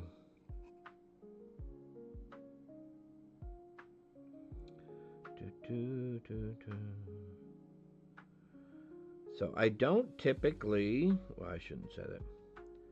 I don't often, since when did I become Boston? From New York, or from New England. I don't typically, or often, do art. I am usually playing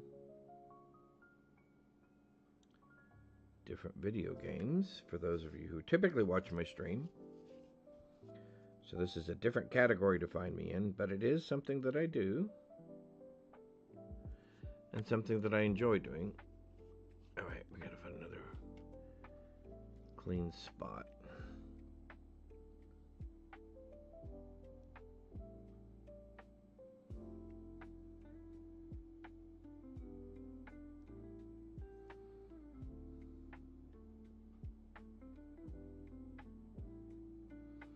And I think one of the reasons I actually enjoy, well, there's probably a couple of reasons I actually enjoy doing this, but I think one of them is because it is so different from playing video games.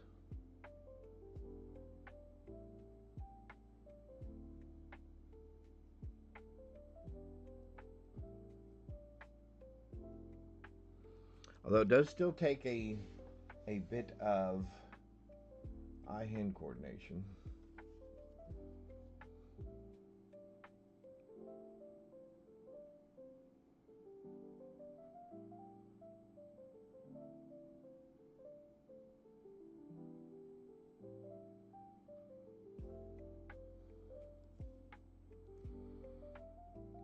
The other thing I will tell you is wood and these pens are pretty good when it comes to, if you do an area, then for some reason you have to walk away for a little bit, and then you come back and that area is dry. It actually does a pretty good job of kind of re-blending in when you pick up, so that you don't end up with two really contrasting or two different shades of color.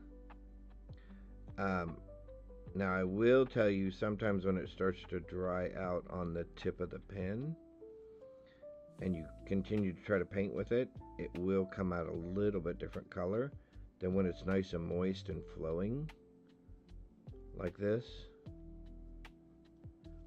So again, another reason every once in a while you'll just see me kind of reach over and give it a little push, and I'll tap the tip of it again to make sure that the tip is loaded, so I can get into an area like that and kind of flood it up into the corners. So I'm not trying to have to get the tip. So I'm not trying to have to get the tip of the pen up in those corners. And if I'm talking too much and you guys would prefer just listening to the music, please let me know. I'm just trying to think of questions that people might have, or in my time doing this, things that I have learned working with these types of pens and how wood and these paints react to each other, so that you don't have to learn things the hard way, the way that I did. Like the first couple of times I did this, I did not burn my lines into the wood deep enough with the laser, so the paint did end up just bleeding into the other area, which later, trust me, was horrible. All right, let's do the outlining of Bob's Big Boy in that same brown. And then we'll start on Bob. That is that same brown, right? Yep, that is that same brown. Okay.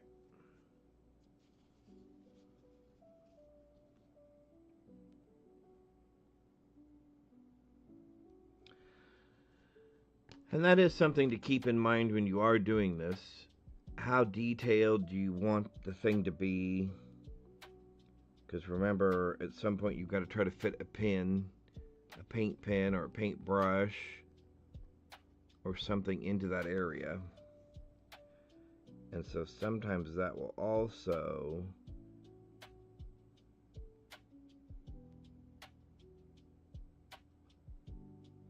influence the level of detail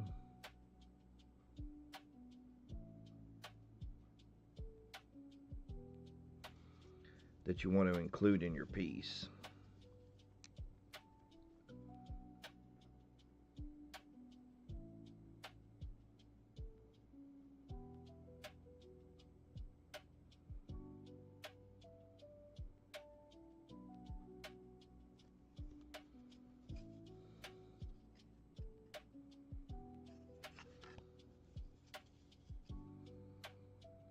I know you guys may not be able to see these little tiny gaps like I can. Just trust me, if you see me go back over an area, it's because I see gaps. Or areas where the paint did not penetrate the wood the way I wanted it to.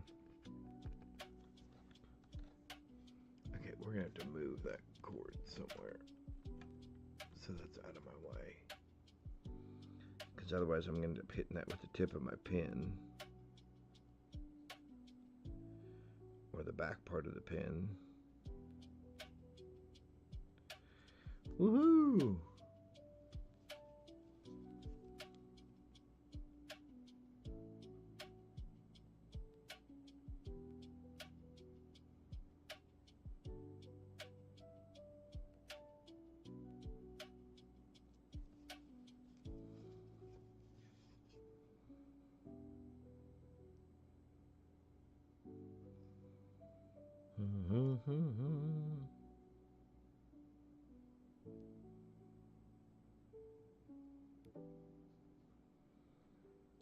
So my wife and I force my wife to, or at least I think she feels forced sometimes, to watch these YouTube videos that I watch. Different artists and stuff on Quantastic and other collages of different artists doing different things. And one of the ones that amazes me are the people that do that little dot art, that literally sit there with a pen and go dab, dab, dab, dab, dab, dot, dot, dot, dot, dot, dot.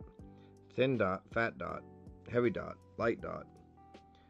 And when they're all done, there's a image, a person's face, a building, whatever it happens to be, a race car, in fabulous detail, right? And I sit there and I go, oh my golly, I just wouldn't have the patience to do that, to sit there and do dot, dot, dot, dot, dot. And then one day I was doing this, and I was doing one of those more complicated pieces, and I went, oh, you know what? I'm kind of doing the same thing. Very tedious. Same thing over and over and over again. And I went, oh yeah, I guess I can see how people could do that. Now, I could never do that because I'm not that talented. Because I can't see typically the image in my head the way that they can. I'm usually better at design pieces like this. And these pieces I can, like, I'll look at something and go, oh, I could do this and change this and this about that, and then use that as a design to do something like I'm doing right now. That I can do.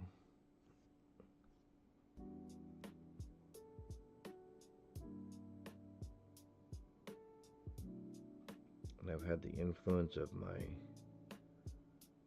wife and others in my life, my daughter as well,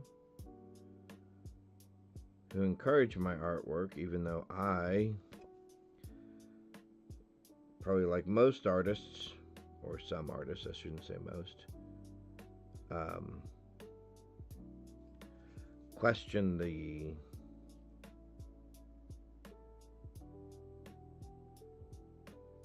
quality and desirability of their art. I did flower arrangements for the longest time, including some people's weddings, but I mainly did very custom floral design pieces for people's homes. Like there was a couple that had a fireplace in their condo that they never used as a fireplace, so they wanted something very floral to sit inside the fireplace and fill up the whole area. And obviously artificial flowers, not real flowers. So I made a huge custom basket and floral arrangement.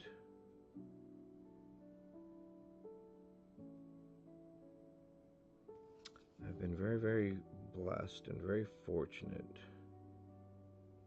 to be able to see all the little pieces and see the flowers and the things all kind of coming together into what the final design is going to look like without really kind of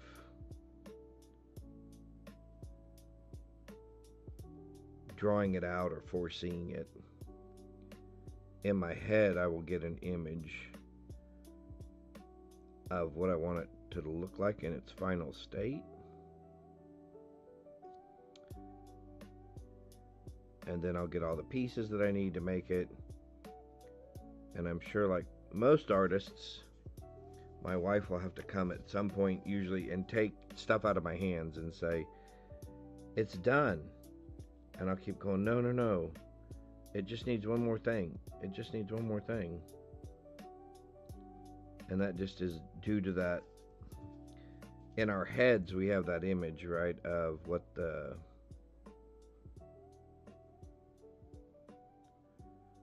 we think the perfection of it looks like. And sometimes you have to be careful, right? Perfection can be the enemy of greatness, right?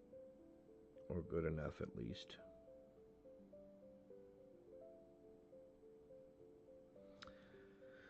My problem was I'm not good at other people explaining to me. Well, I shouldn't say that. I'm not as recipient or as receptive and open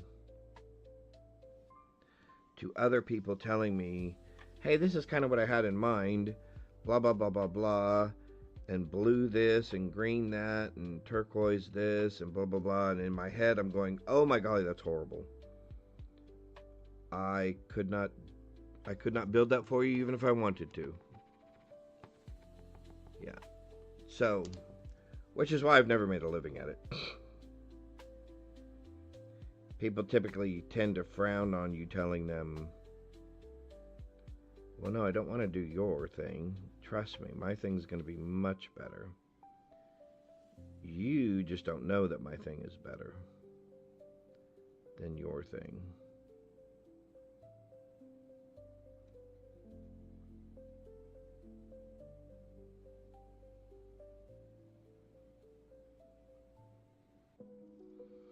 Now, obviously, I did not do that for the wedding. Oh, The other reason I'm doing this in the order that I'm doing it is you see me putting my hand on the trying not to put my hand on the piece, but still putting my hand on the piece.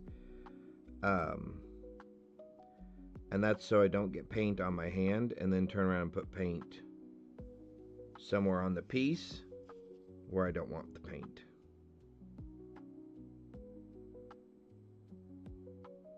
Yes, I have worn gloves before, and yes, sometimes that does help.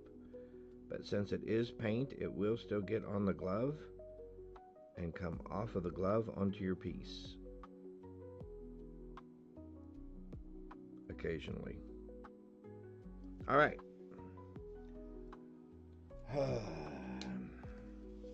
Let's take a look here. Where are we? Oh.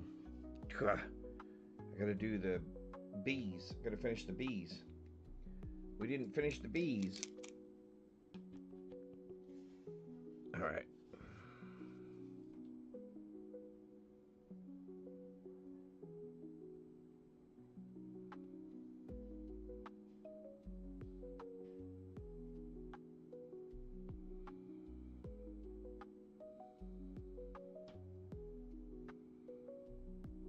And like I said, don't ever think you're going to do it perfect.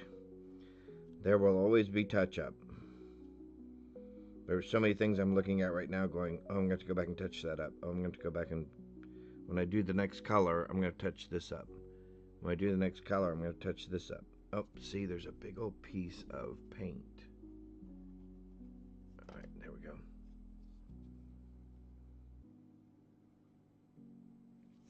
Well, and then we took all of the paint out of our tip when we touched the paper towel.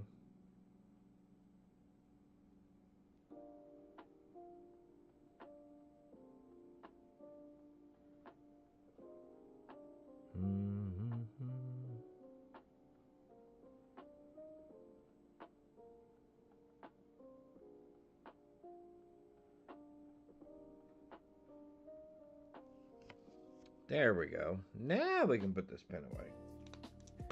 All right. Put this up here a little bit. Let it dry just for a second. There we go. There we go. It's starting to look like the other one, right? Our bun is a little bit lighter.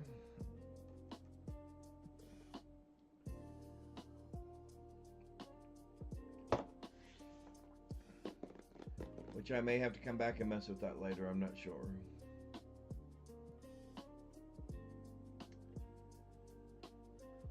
All right, Bob, I think we're just about ready for you.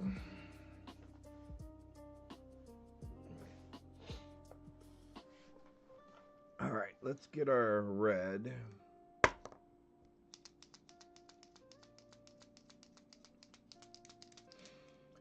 All right, here we go. Can you move it up a little higher to be more centered in the camera? Oh, yeah, sorry about that. I'm trying to put the camera line right at the bottom of this green thing, so as you can see there's a green line on my pad. So I know when I'm out of camera or whatever, but yeah, that's not working real great, is it? Sorry about that. It is a little tough to see. All right. Bob.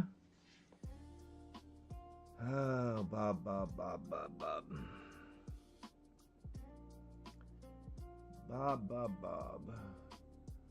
I'm gonna have to find, where is your line? Where is your line? I think your line.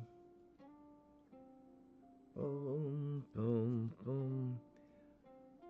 I think your line.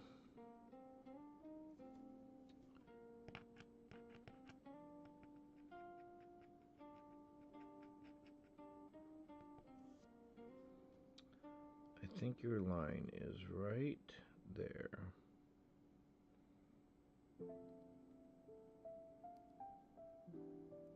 Ah! You can just watch it bleed.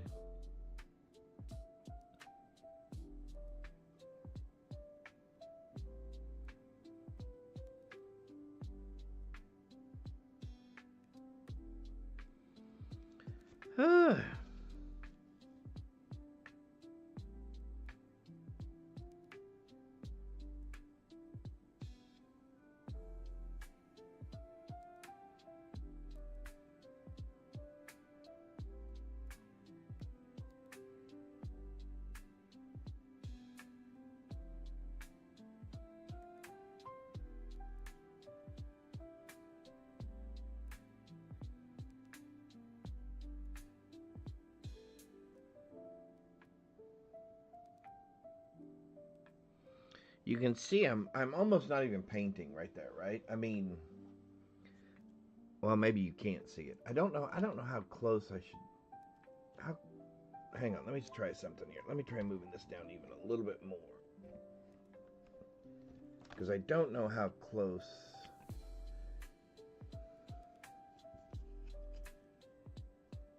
But literally, I mean, I'm almost not even painting as much as I'm just kind of tapping and dabbing and moving the paint.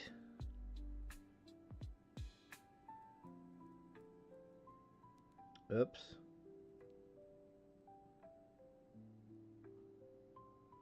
And again, trying to like control the flow of it, right?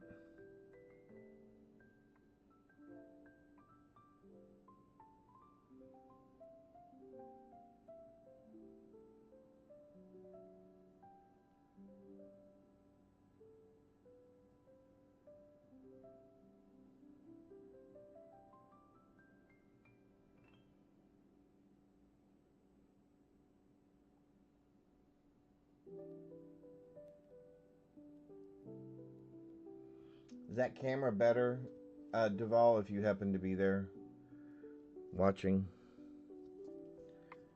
Is that better? Can you see it more? Is it blur? Because I can't look up at the camera while I'm painting, so I don't know if it's blurring out because the pen, if the camera focuses in on the pen instead of the art piece.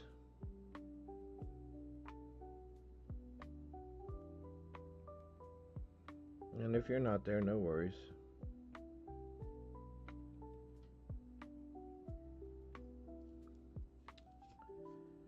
All right.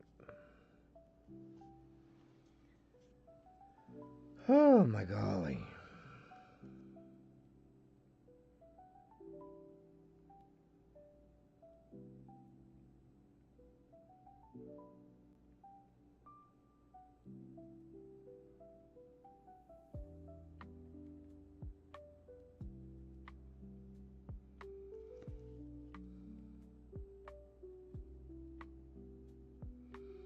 Uh.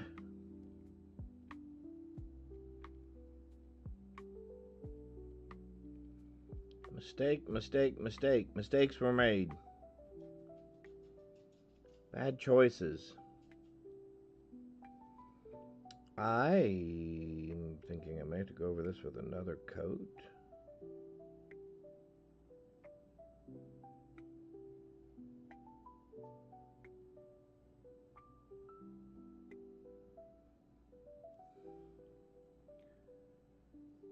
Well, that looks really red on there. Okay.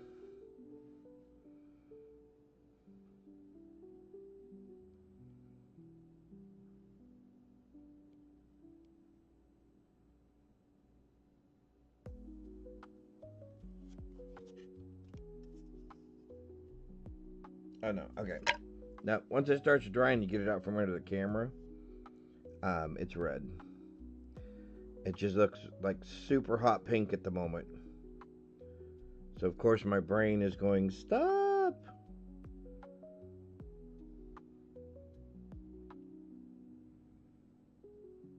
And I'm having to tell my brain, no, it's gonna be okay.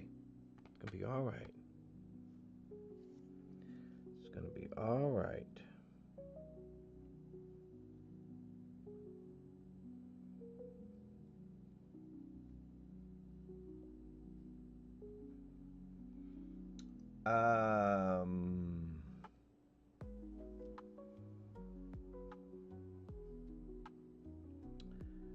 Well,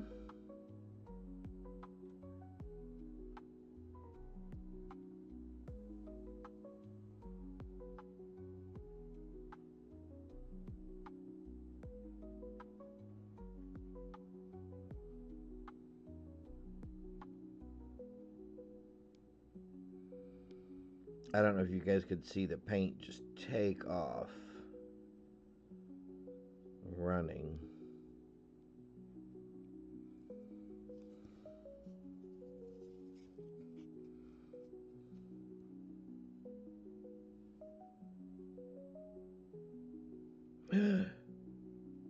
Again, mistakes were made.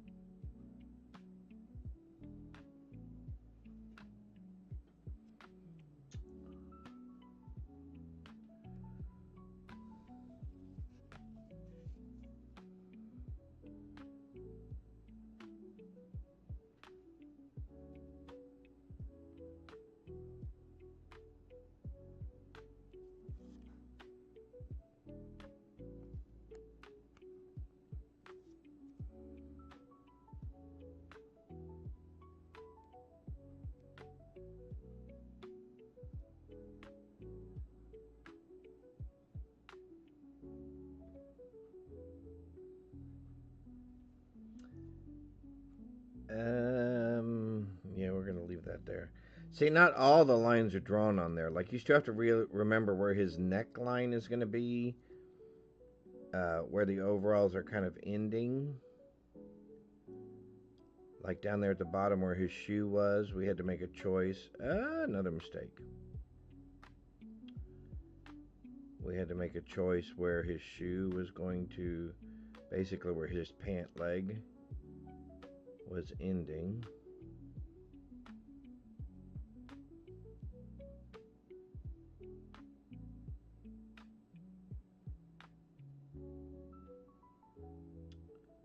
And the other reason you have to be aware of the grain is when you're using these pins, since they do have tips on them, if you snag the grain, you will get a flecked or splatter effect that you were not wanting nor anticipating. So again, just something to be aware of, which is why I said sometimes shoot. I'm not even painting as much as dabbing, because I don't necessarily want to drag the paintbrush across the wood for that very reason. It will snag, other things will happen, and you will end up with splatters, and the tip of your pen will also get eaten up, which nobody wants. What are we going to do now? Because I need that area to dry a little bit.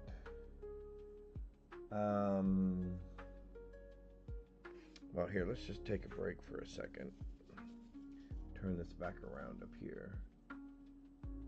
There we go.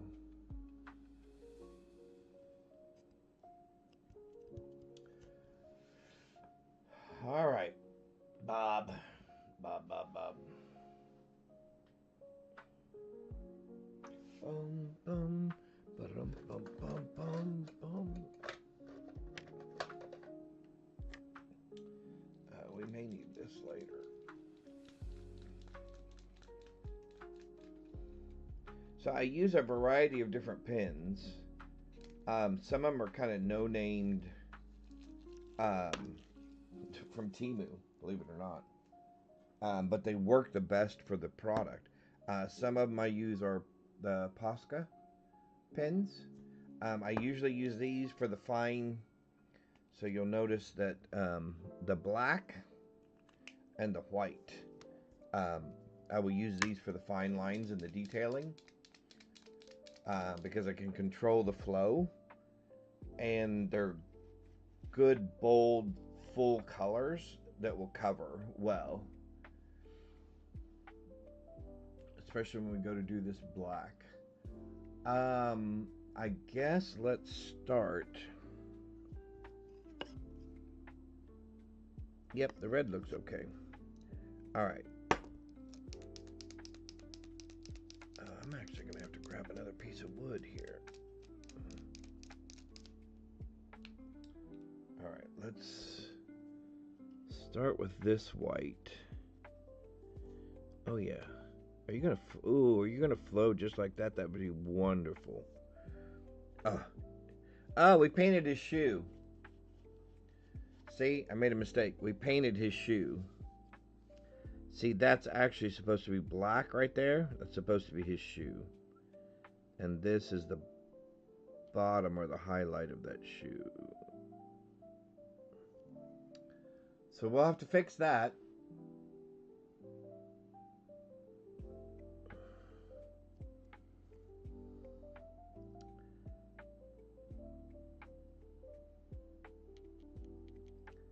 See, mistakes happen.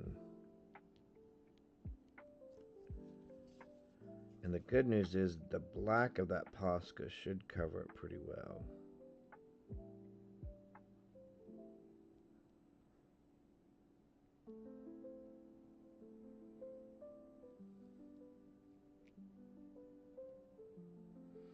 And I'm going to go ahead and do a little highlight. I'll have to come back and do that. But you can see that little tiny highlight on his shoe. I may have to come back and do that after we do the black.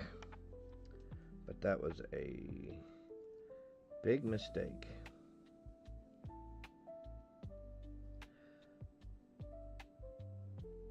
But fortunately,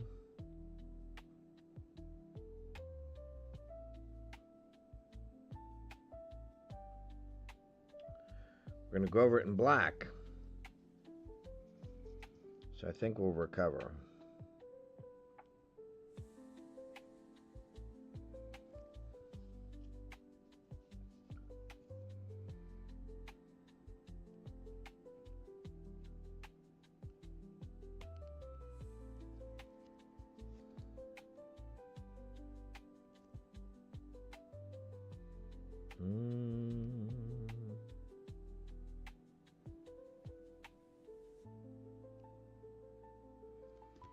Alright, I know I'm going to get white in my red, so that's why I'm not that worried about it. Like I said, you're not going to do this perfectly. And I did that on purpose because I wanted that line above that to be there. And I'll go back and touch up that white with the red. Same with this one. I want this line. And so see, to get that line, I've got to get both of those, which that's fine.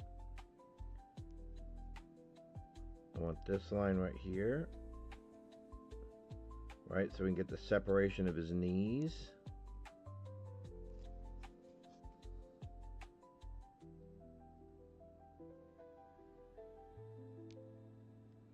And that's the other thing, right? I mean, you're the artist. Have some fun with it. Oops, I just bumped the camera, didn't I? Sorry about that. You know, have some fun with it.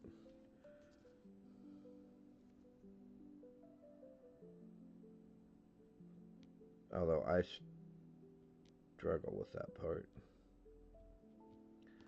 I struggle with the, yeah, just make it whatever color you want. No. What's the color in the picture?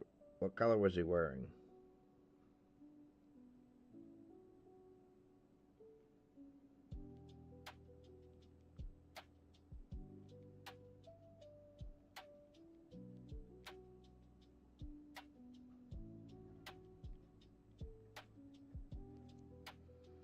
All right. Now I'll have to do that highlight over again as well. But that is to remind me that I want that highlight there.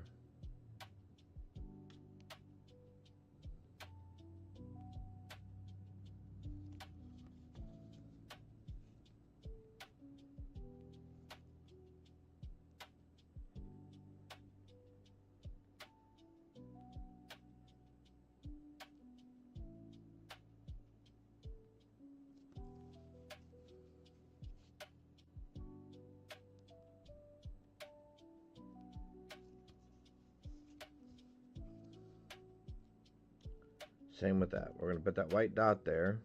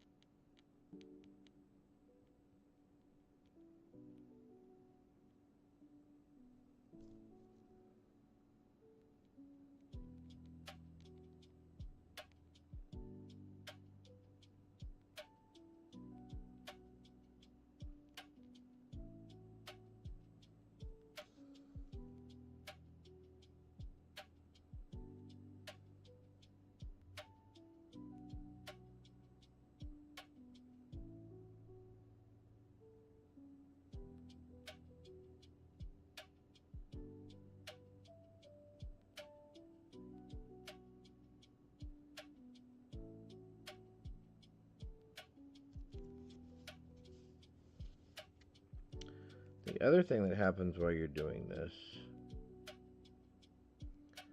is a lot of times you'll start re-questioning the line. Put that white dot there, put that white dot right there.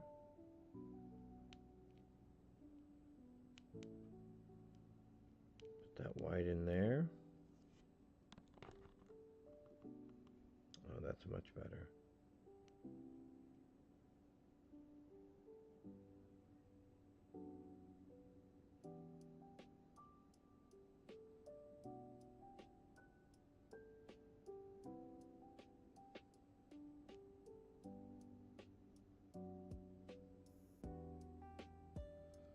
All right, now the sleeves.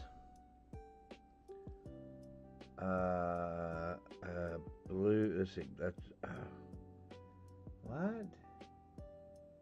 Oh. Huh? Blue stripe. Oh, white.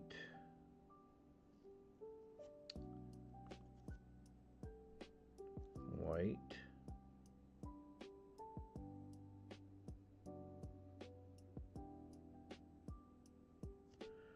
White.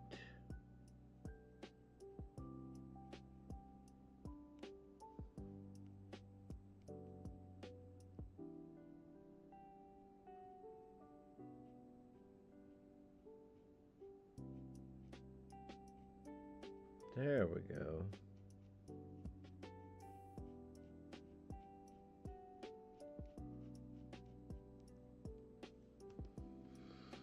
So that means that this collar is going to be... Oh, that's his neck. Okay, so put a little bit of white right there. Alright, so we'll have to go back and clean that up with the red. And then we're going to put the white right here. And then, believe it or not, we're going to put the white right there. Alright, let's go back with our red. And then our blue is going to be interesting. Oh, you know what? No. Real quick, I'm going to do the shoe. I want to fix that shoe that I messed up. Alright, let's fix this shoe right here.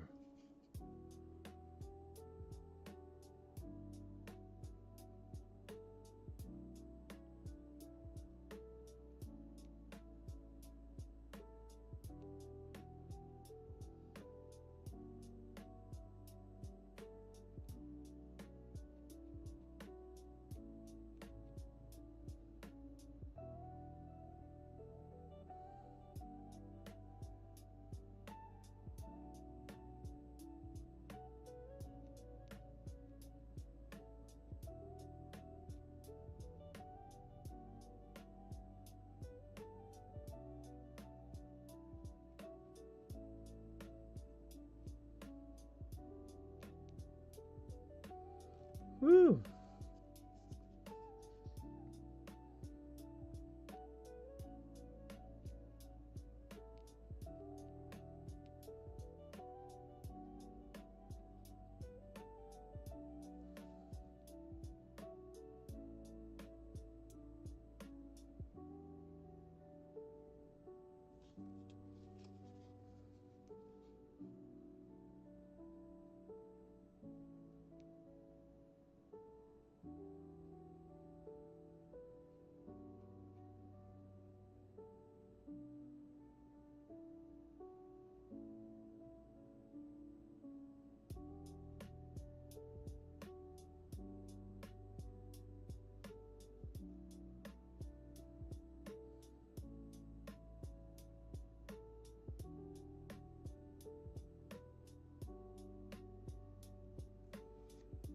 All right.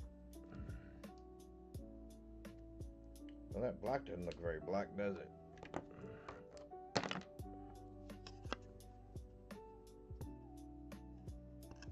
may have to go over that black with the other black later. Let's go ahead and go back to our red real quick. And now we can touch up our red.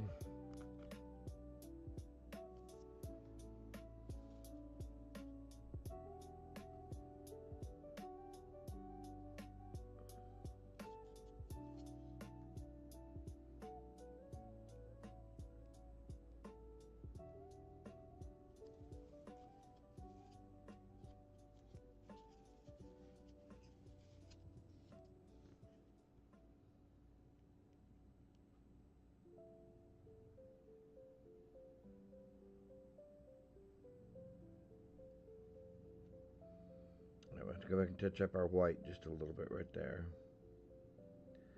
But I wanted that line of red to come back, just like I want that line of white to be right there over his knee, so I can see where his knee separates from the rest of his body. There we go.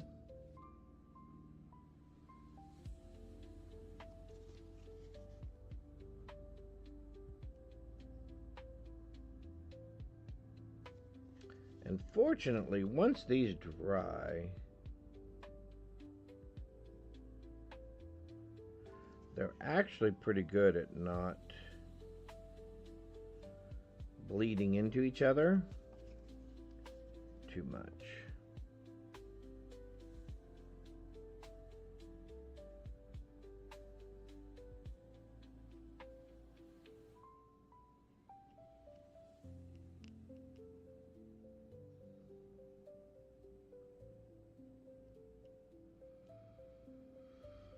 All right.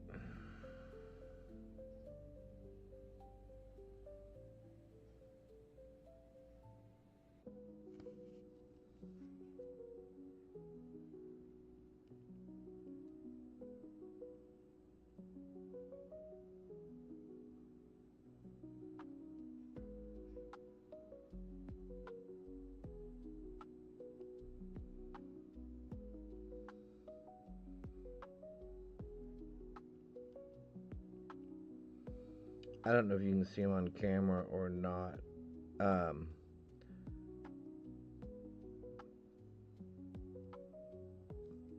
But when you see me touching up those little spots like that, just trust me, there are spots there. I know it may look like I'm just touching it just to be touching it. Why does he keep touching it? There are actual spots there.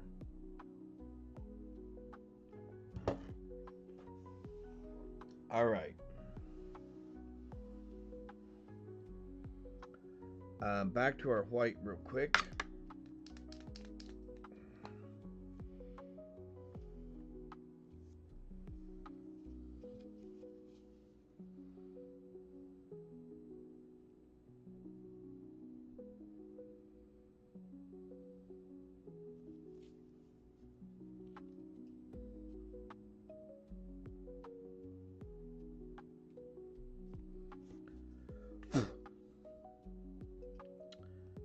We have a piece of lint there. I'll have to deal with that in a second.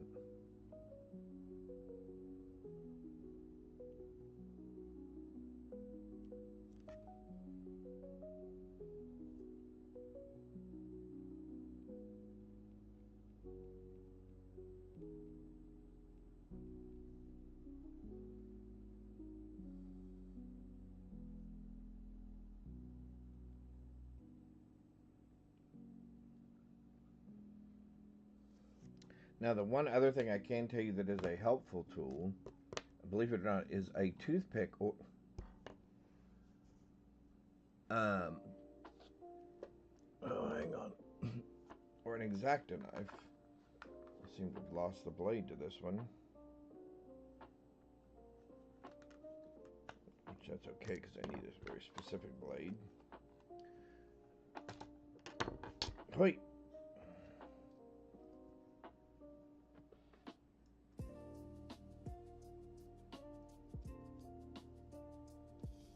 All right.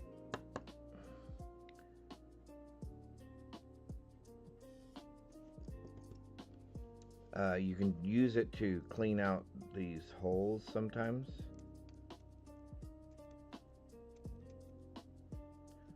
or like you saw me just get rid of that little piece of dust right there, it helps with that. You know what, we're definitely going to go over that black. I don't like that black.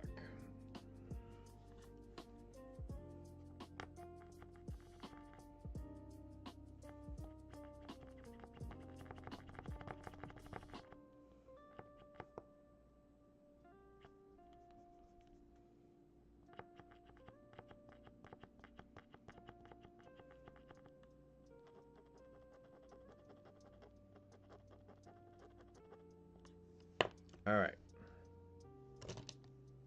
We're going to try this black instead.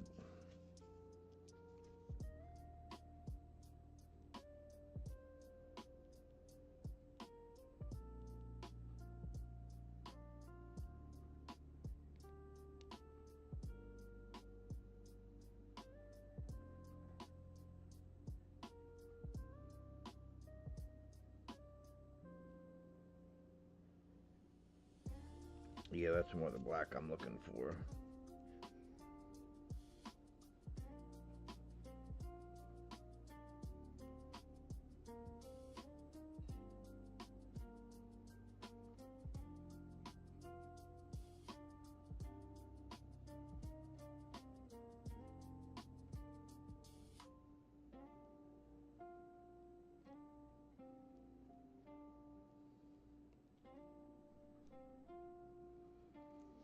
Yep, now we're going to go back over this with our red a little bit.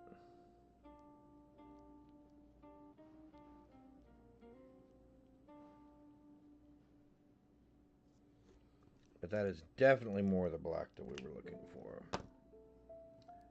Alright, red. Ah! Well, this is where we wear a shirt that we don't mind getting messed up. Because we just splattered paint all over ourselves. Alright. I am going to go ahead and put this red back here to separate those two shoes. Like that, just a little bit. There we go. I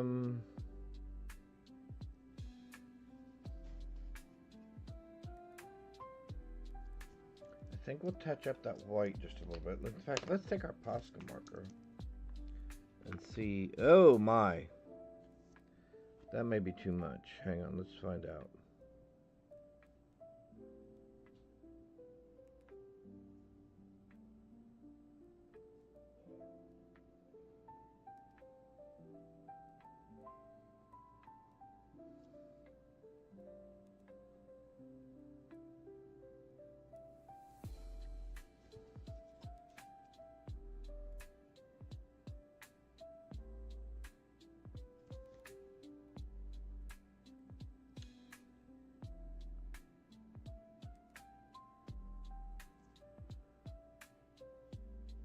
Yep, I think that's going to be alright.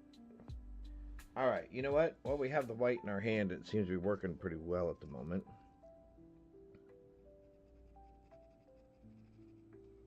Let's get our big boy here up.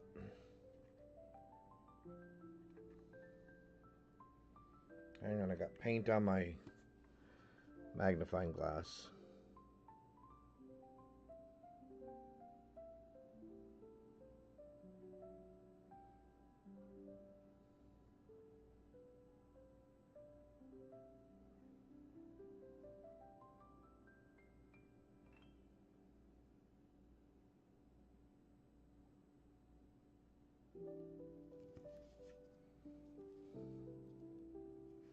Now with these Posca markers, believe it or not, I can actually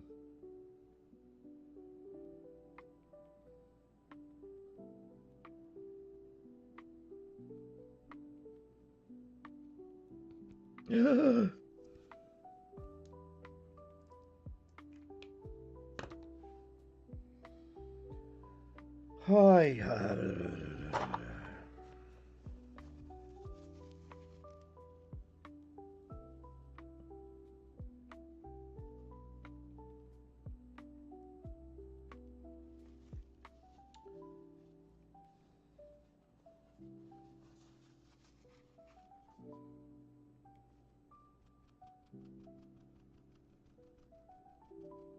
Okay, back to the other white. Wow. Okay. Hang on.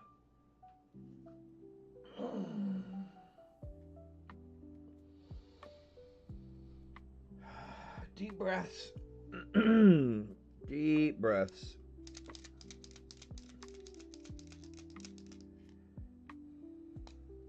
Remember how I said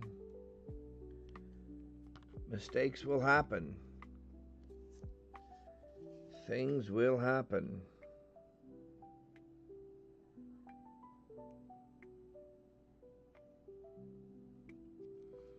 Welcome to things. Things happening.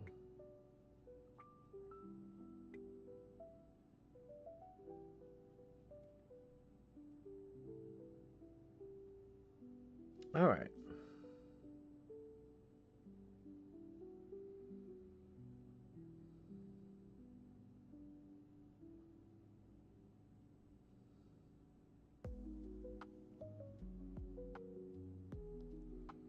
All right. All things considered,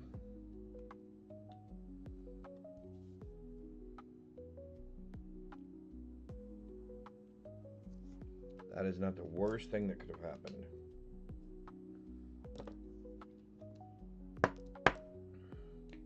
But another reason why you have a spare piece of wood that you press your tip on to make sure that you don't get a big explosion or a flood like that. And I should have known better, but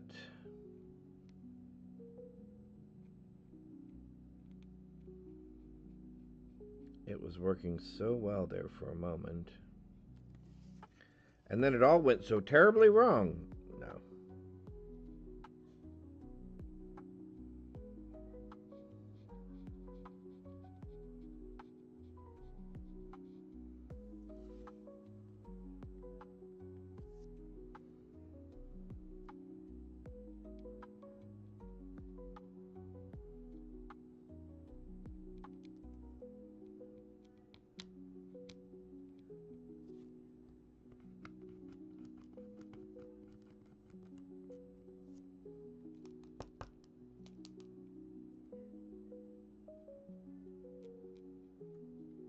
There we go.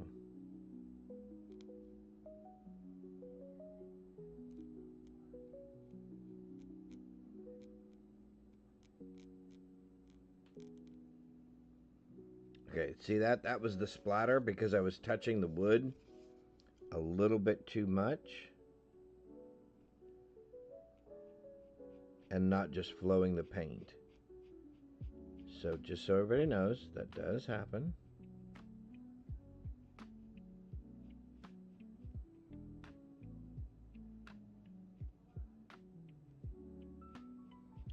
You'll also see where I switched paints.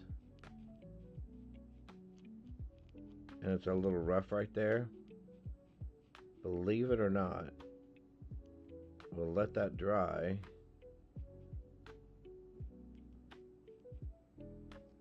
And when we spray that with the lacquer, I don't know what the lacquer does to it exactly. It's almost like it re-moisturizes it.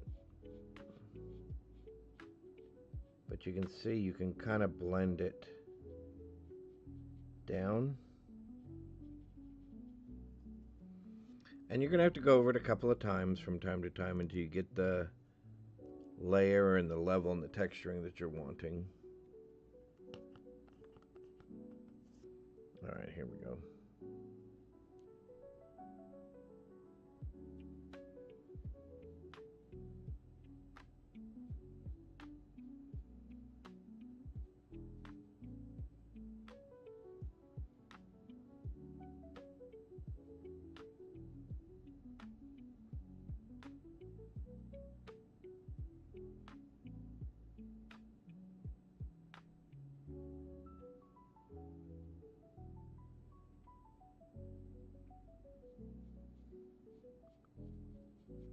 I wonder how I would do it painting miniatures.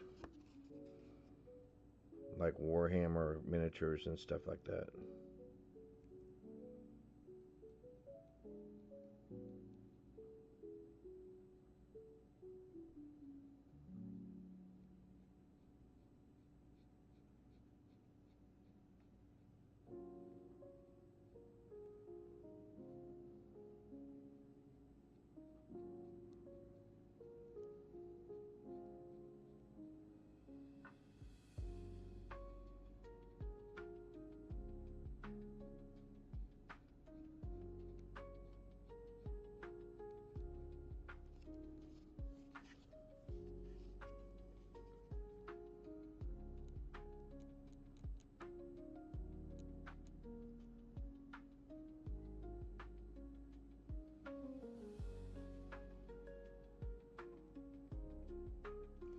The other thing is, depending on the types of pins you're using,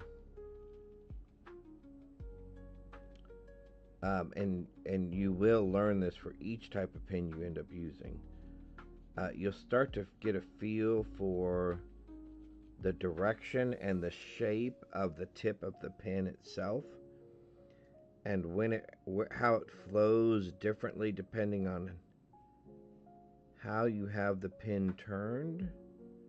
Again, kind of in relationship to the grain of the wood.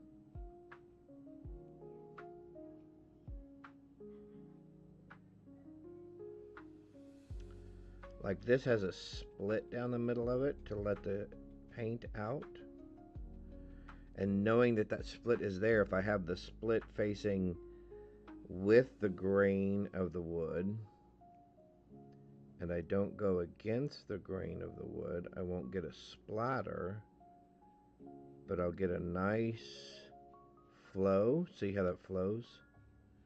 I'll get a nice flow of paint.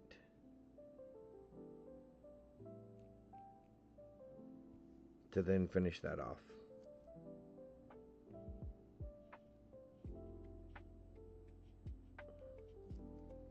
And again, it's just something you kind of get a feel for, and you'll see it with your eye as well, especially when you're looking through a magnifying glass like this. And so you can see how close you're getting to the line. You'll be able to see the tip. And again, you'll be able to tell what the grain of the wood is, and you'll see, oh look, I'll align this way with this. And it'll work much better. Or I'll make a gigantic mistake like that.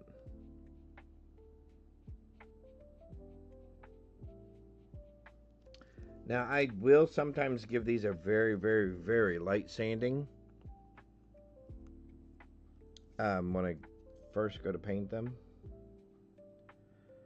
But I don't want the sanding to interfere or break the laser lines. So I don't usually sand it perfectly smooth or too much. Plus this is, the art of this is as much about the texture as it is the design, right? It's wood. I want you to feel it. I want you to feel the grain. I want you to see the grain of it.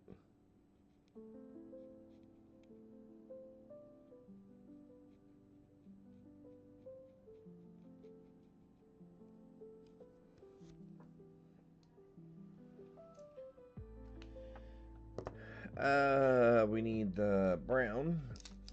And go back and touch up our stuff again.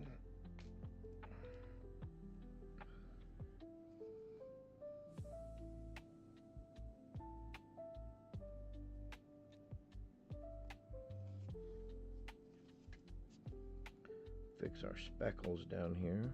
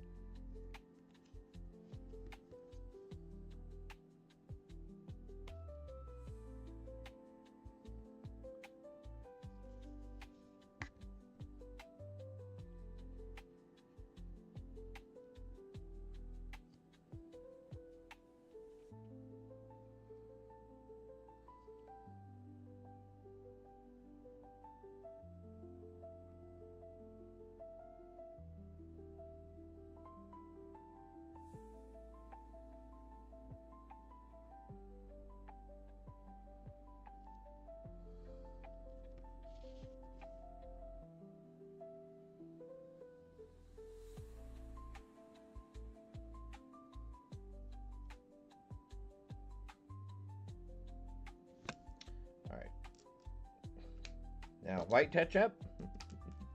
I told you a lot of this sometimes is just the going back and forth as you see things and you go, oh, that's not quite the way I wanted that.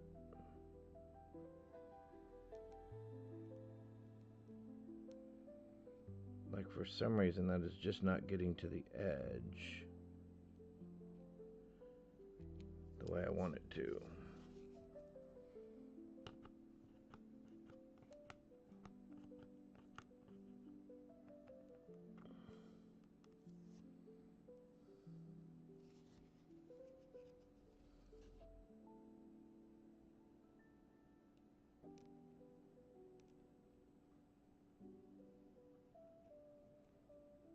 There we go.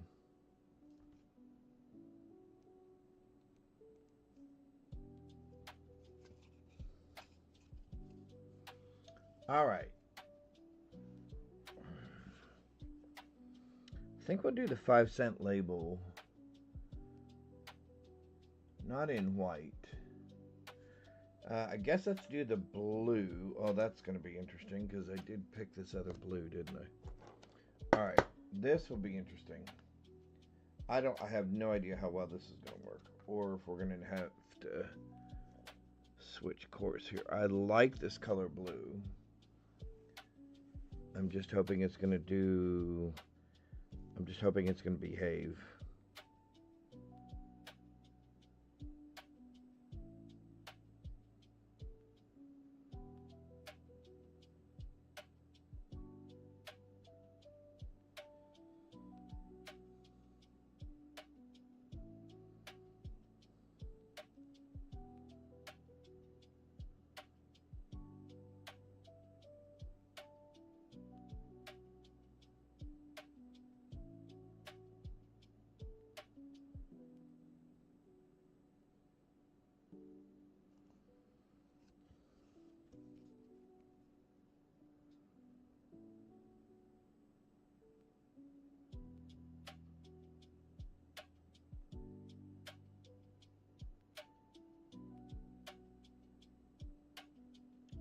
Sorry, concentrating just for a minute.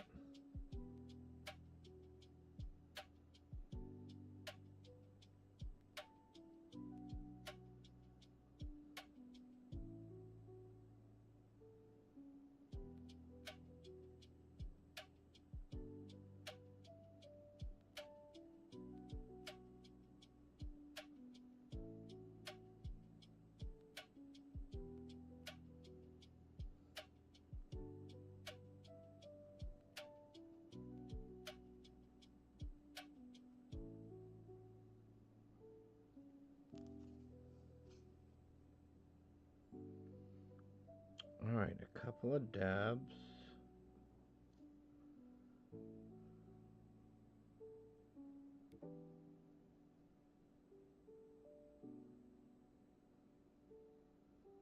With the white, and I think we'll be all right. So I think that blue worked. Now we just need to get the white to work. Hi, bud. What are you doing?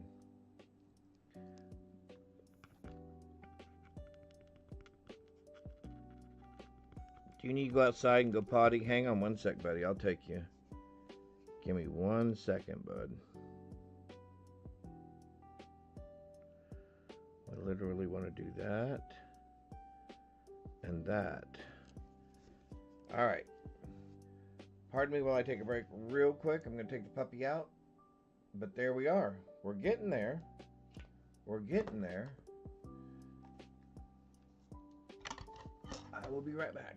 You need to go outside and go potty? Come on. Actually, no, we're going to turn this off. So we have a little air circulation. Come on, buddy. Is he scamming me?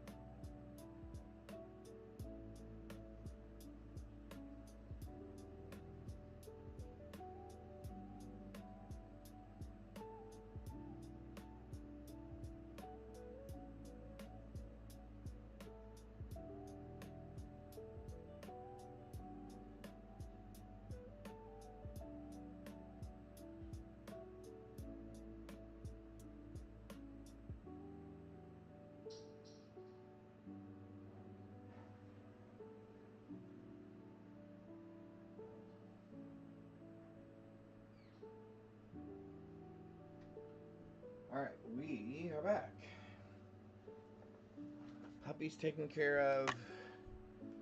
I did turn the fan on. You can probably hear it in the background. I apologize, but we need a little tiny bit of air movement in here. Oh, yeah. Oh, okay. Yeah, see, and that's the other thing you need to do sometimes is just get up and walk away from it. Skin color. Let's find some skin color for Bob, because I think that's what we're going to do next. Okay, we made him awfully brown in the last one. We would like to not make him quite so brown. Alright, so we're going to try this. I don't know. And maybe that's too close to our...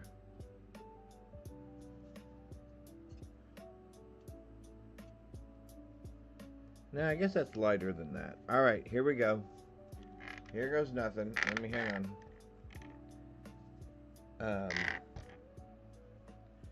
Alright.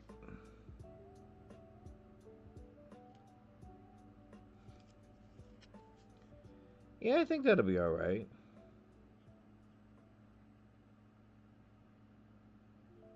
Who's that Pokemon?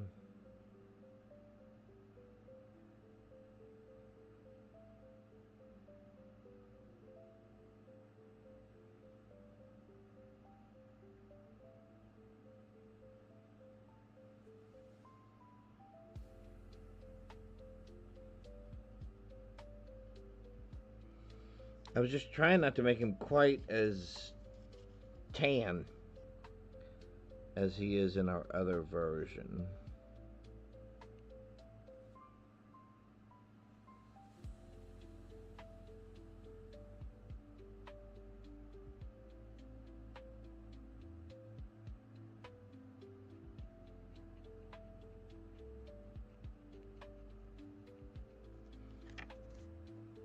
Yeah, that's better, right? Yeah.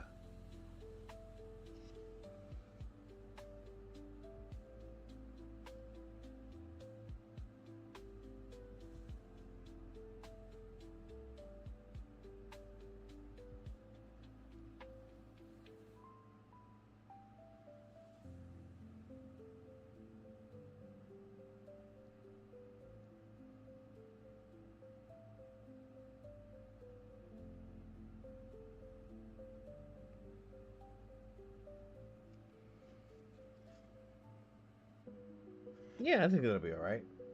Alright, so now your face, buddy.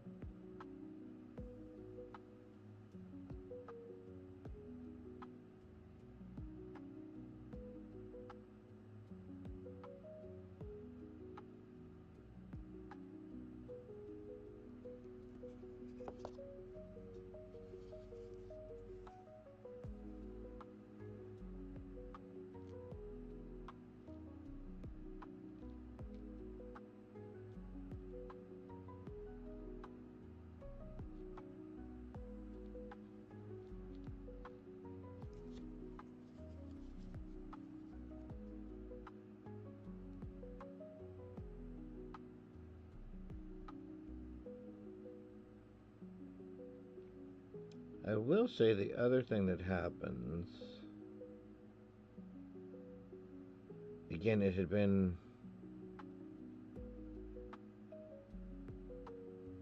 several months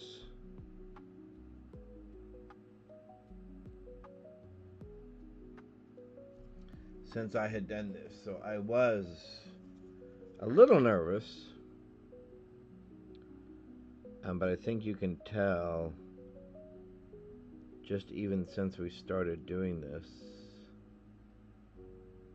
today,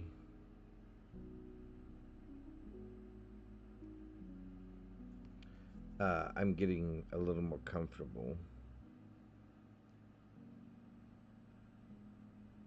And that'll be the same for you as well. And the good news is, what they say, it's like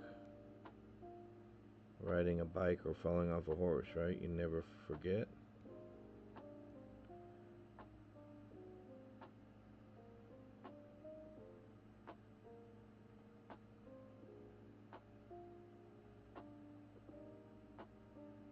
So let's talk about the order in which we paint this. Why we paint this the way we paint this. We paint this in the order that we paint it for a couple of different reasons. One, where am I going to have my hands while I'm holding this thing to paint it? And am I going to get paint on my hands and then get paint on my piece? And then two, it's about cleanup.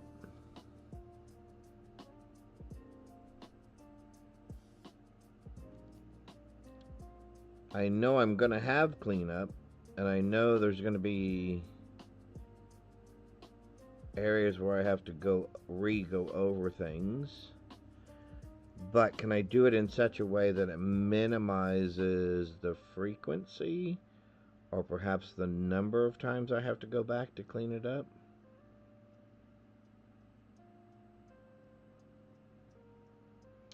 And that will vary from design to design, obviously, and from picture to picture. So, but it is something to keep in mind. And I am kind of going over this with a real quick, really light second coat, because you could see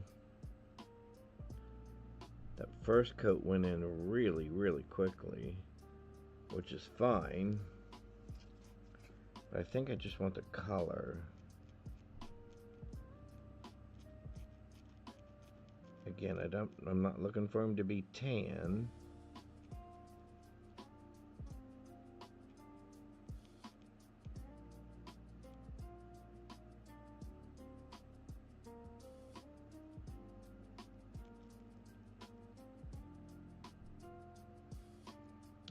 And then we'll do this part right here.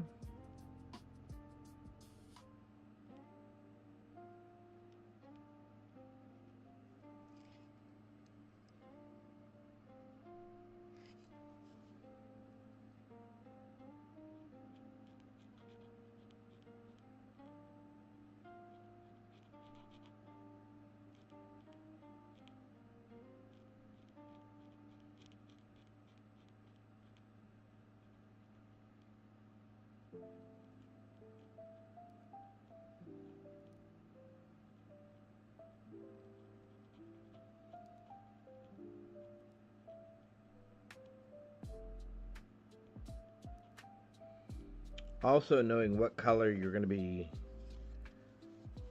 going over. Like this is going to all be outlined in black.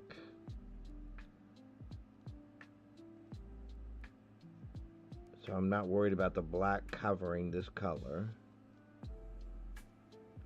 So you can see I'm being a little bit freer with my strokes and my motions. Because like I said, I'm not worried about the black covering up any mistakes that I make. But then you'll see here when I get back to the neck area right here with the white and red, I get a little bit more confined again. Alright, yes, that's a much better skin tone for a bob. Let me take a look. Oh yeah. Alright. Well, that's coming together. I think we're going to do the word burgers. And we're going to do the 5-cent symbol. Actually, I think we're going to do the 5-cent symbol. Then we're going to do the word burger. Actually, let's do the white of his eyes real quick. Let's do the white of his eyes real quick. Because I want to make sure I get that correct.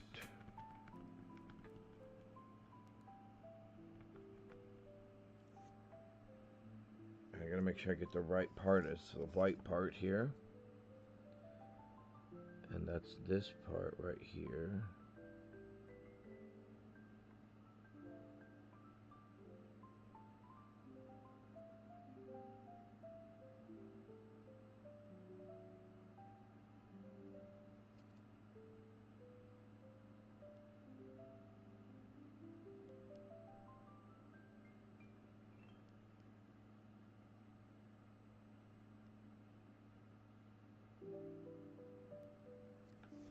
All right. Let's work on our 5 cents. I need hamburger brown again to do the circle.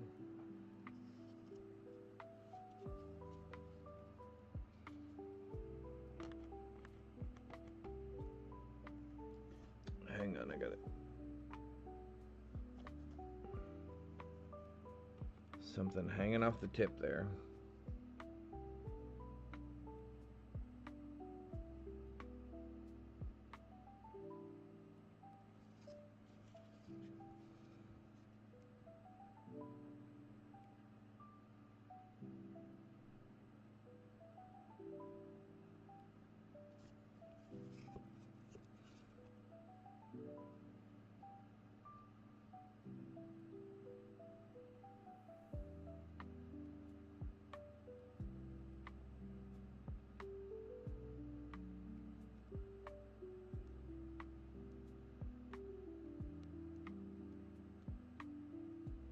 Well, we're definitely going to need our white to cover that up.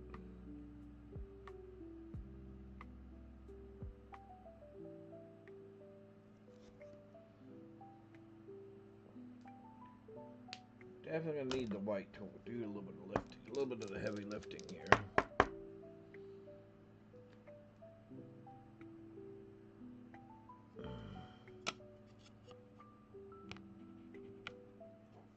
Okay, hang on, let me wipe the outside edge of that off. There we go.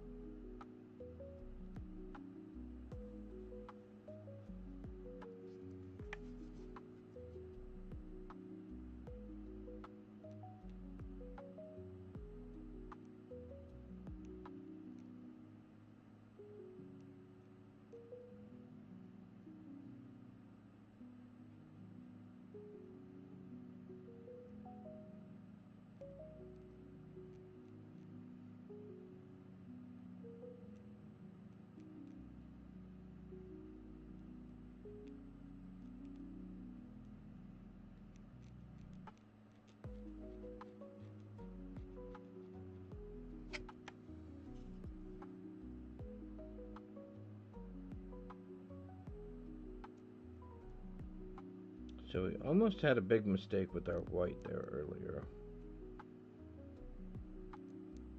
Oops. Pressed a little bit too hard and caught the corner of the wood again. Gotta stop doing that. There we go. There's the flow we were looking for earlier. There we go.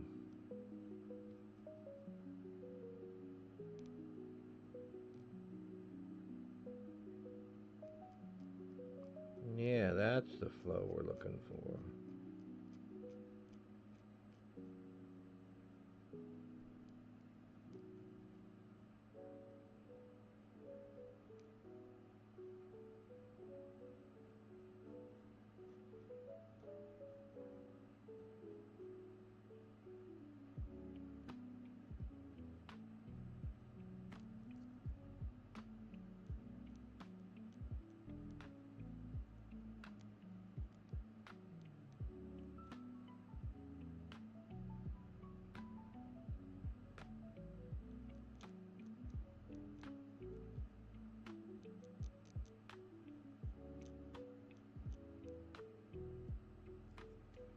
You saw that splatter, didn't you?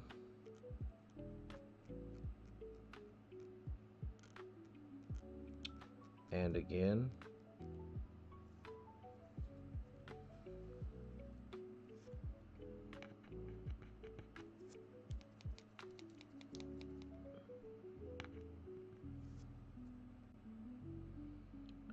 We need that to not happen.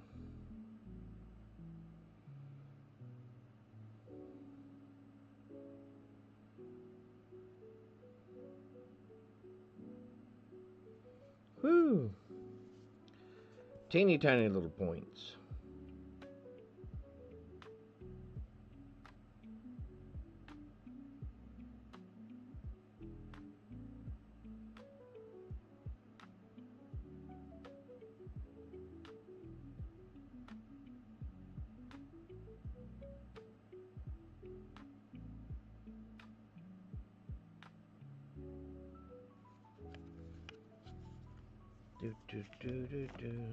Oops, sorry.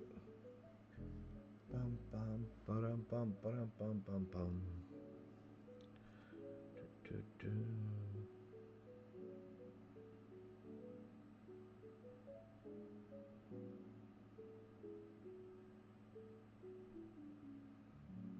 I hope we're still showing up on YouTube. But since I'm playing music from YouTube, or that is posted on YouTube, I might get dinged, and they may take it down, so...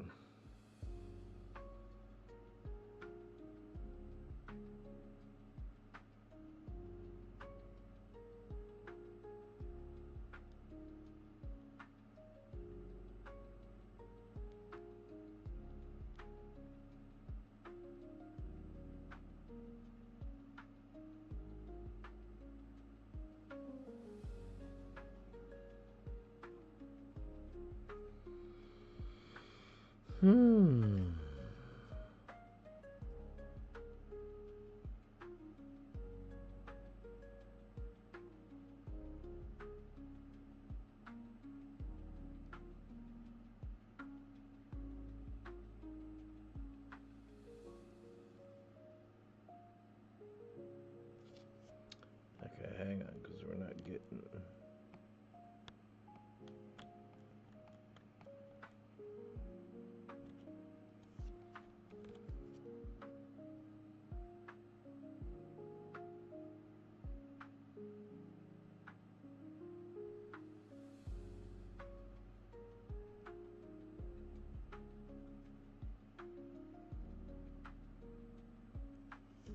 All right. Now, I need to find... I'm going to have to try to find another white pen.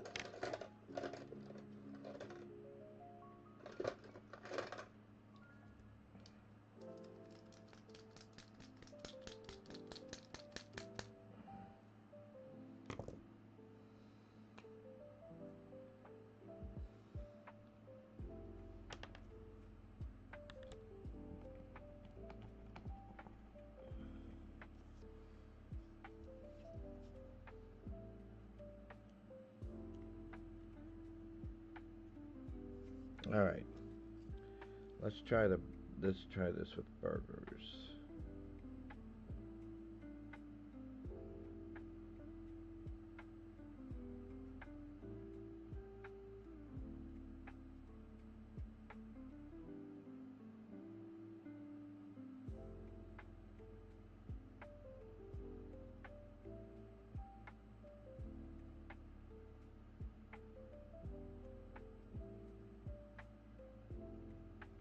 The other piece of advice I can give you as far as pens are concerned is fine tip does not always mean fine tip. A lot of times if they don't actually tell you the dimension of the pen tip,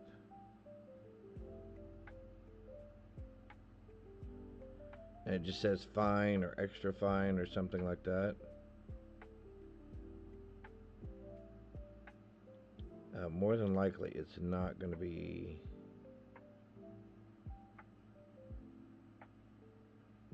as fine or extra fine as you want. Like this one says it's fine or extra fine tip, but it is not anywhere as fine as the Posca pens.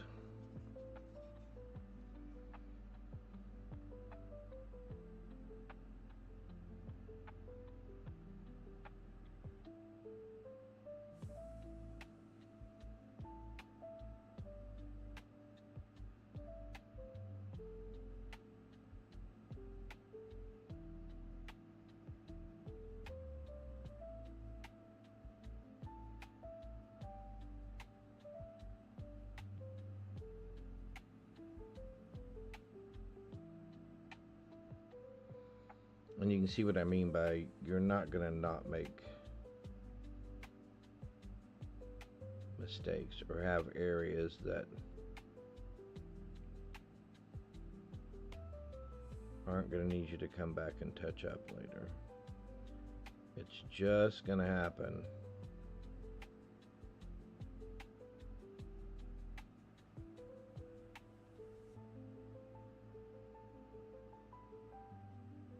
Again, the goal is just to not, well, that was a poor example. The goal is to just not get to where you're having to go back and do too much touch up, because then you touch up and then you make a mistake, and then you touch up and you make a mistake, and then you got to touch up again, make a mistake, and then it just becomes this terrible little back and forth.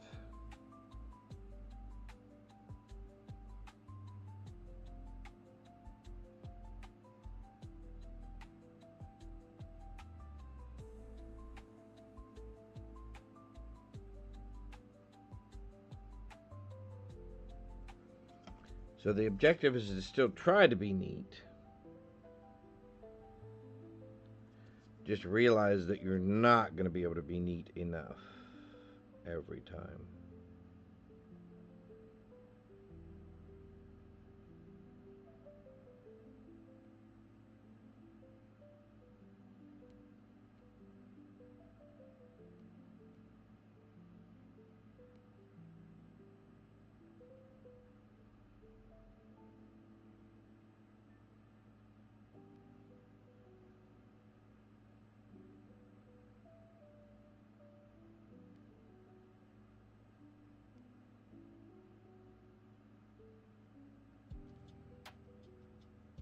Yeah, like the number of touch-up on burgers, I am more than happy with.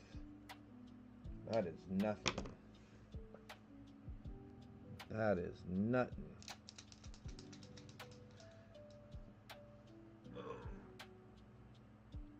All right.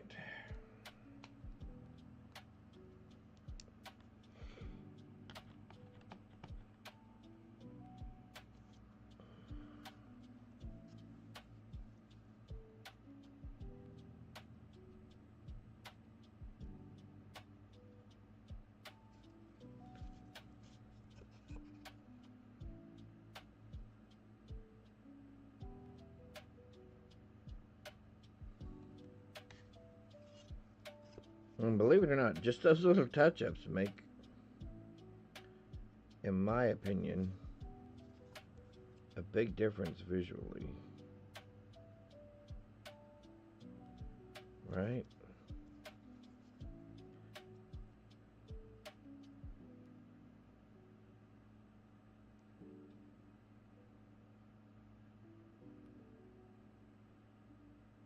Are you still with me, chat? Are you still with me?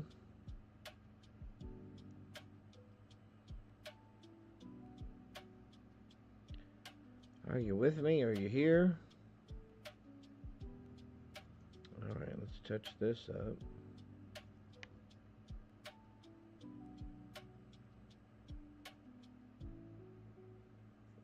Alright, I think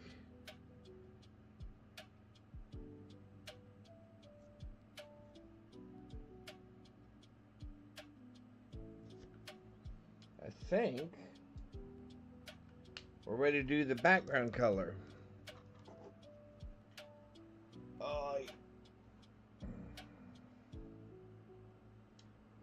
And then last but not least, we'll do the black.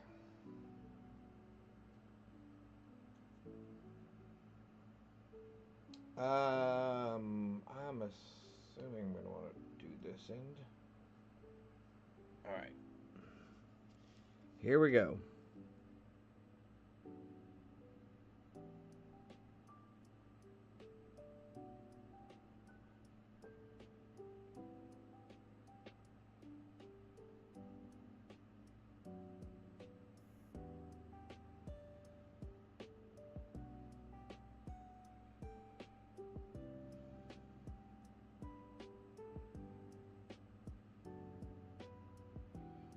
Since we're going back over that with black, I'm not as...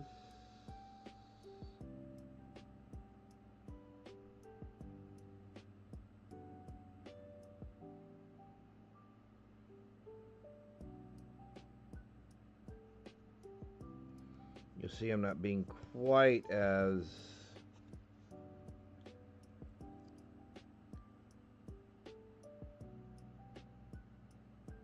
neat.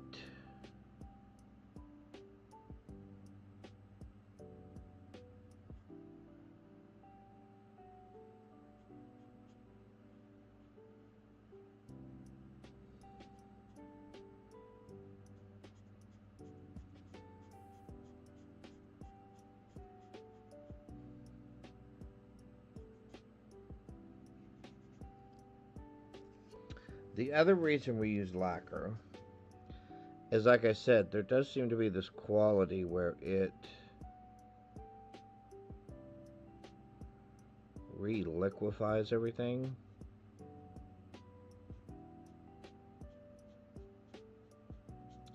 And so I end up with a nice balance.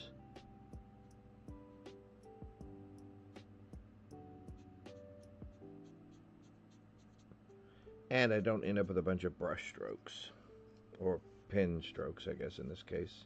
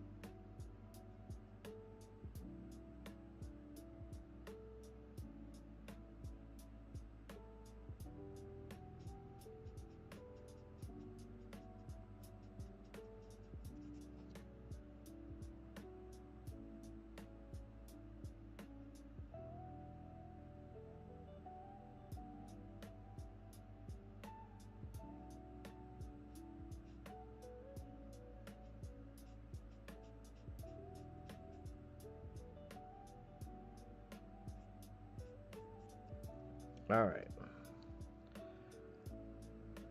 I don't know how we're going to do this.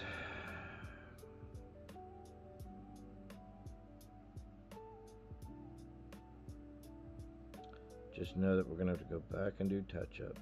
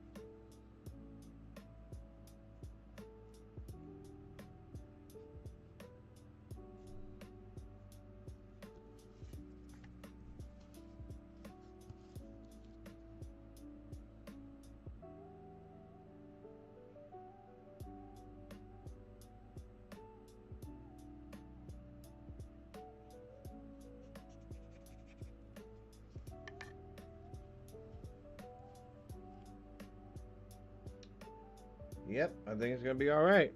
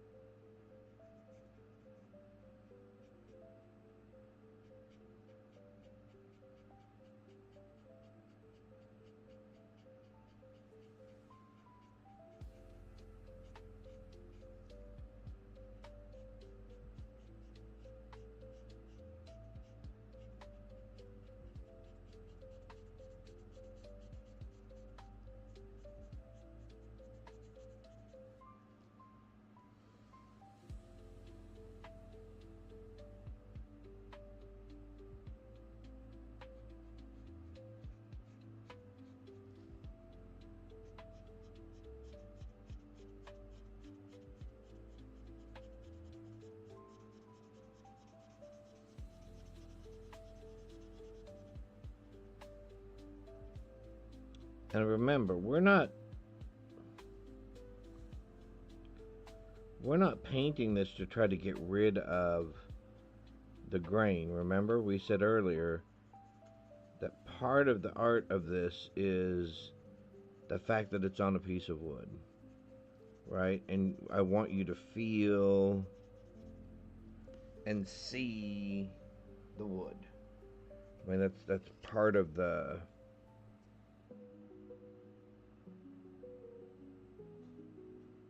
experience, I guess.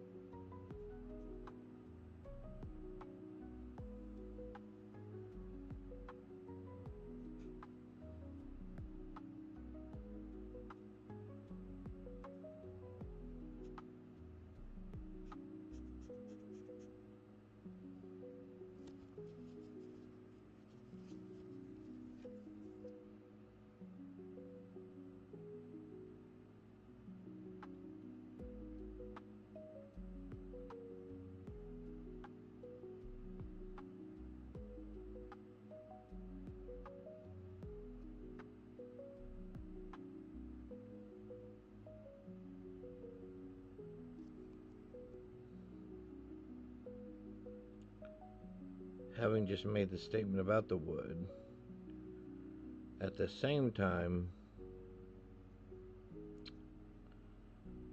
well, that was a big goof, wasn't it? I don't want it to be. I don't want the wood to not be painted, right? I don't want the wood to not have the color. Um,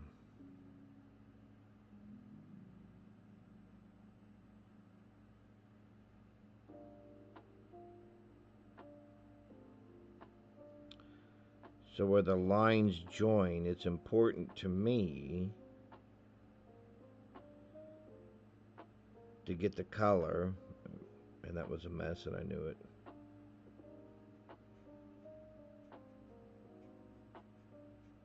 Right up to the line. And in this case, since I'm not really flooding the picture,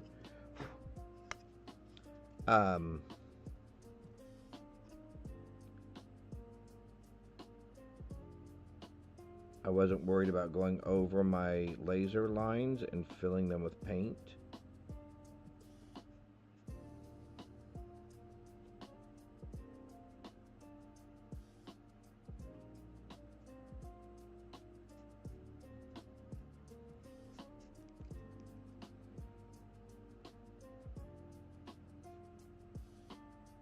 Sorry again, chat, concentrating.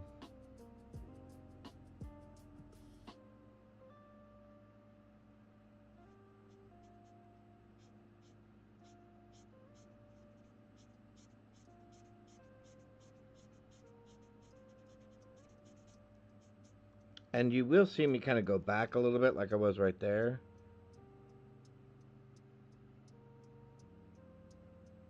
And overlap with my brush or pin a little bit.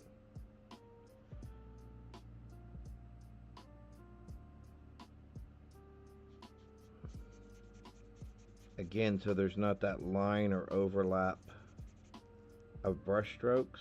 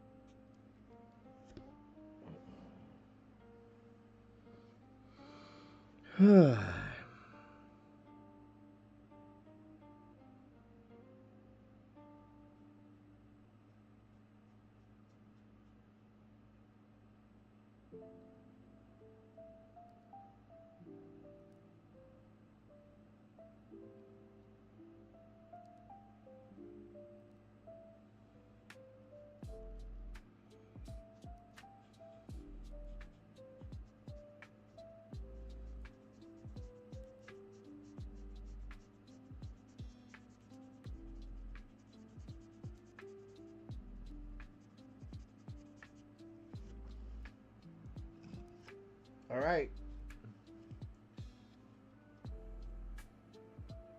Getting there, isn't it? It's getting there.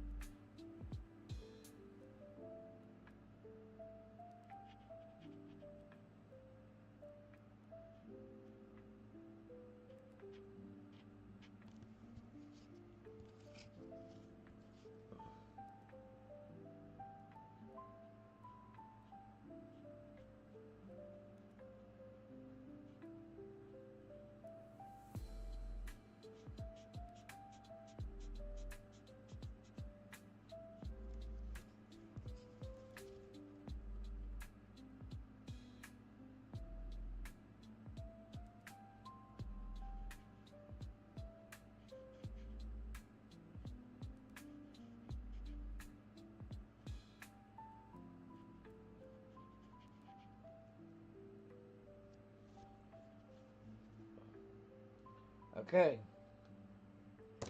I'm pretty happy with that.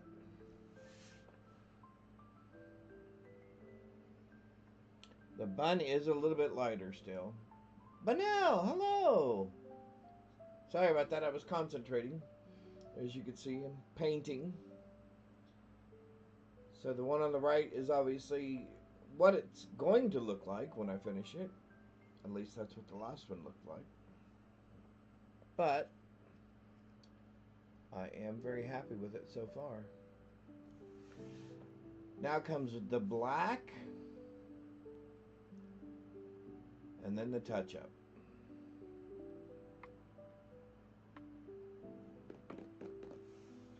And I'm sitting here thinking, I don't want to do this. Okay.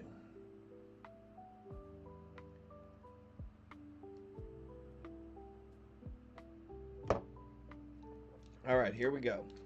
We got this. Piece of cake, right? Well, let's start with the detail stuff.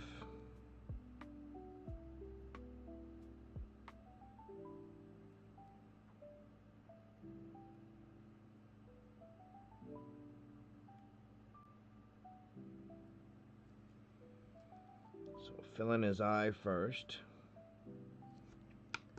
And you know what? We're going to take our Q-tip. Remember I told you there's a Q-tip can be your friend. And so can an X-Acto knife.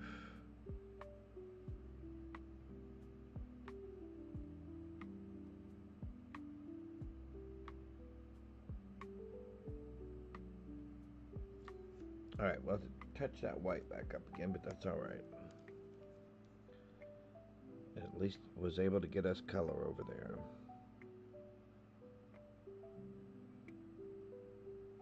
Now I will be careful with this black though, because it will be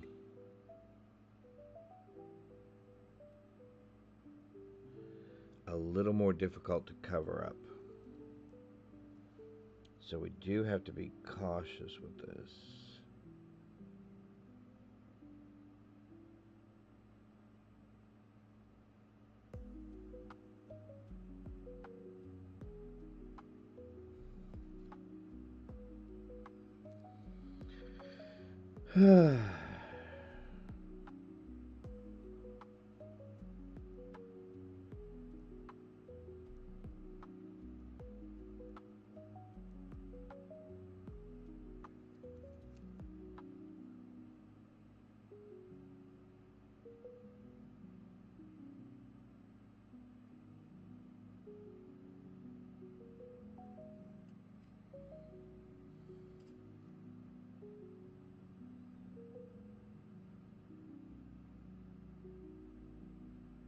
Now remember, it is a hand-painted piece, and we do say that on the Etsy store.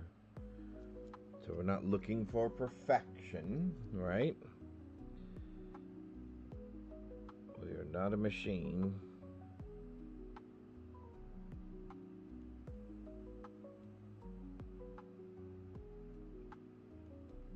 Alright, we'll come back and touch that in with white later.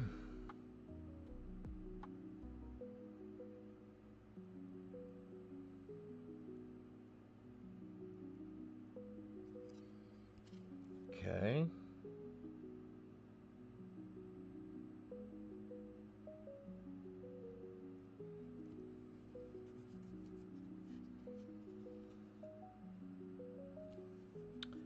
Wowee.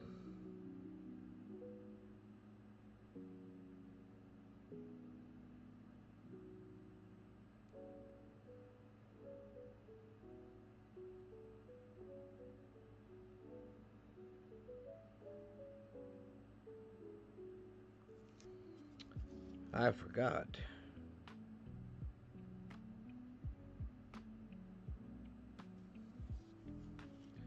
This part's going to be a little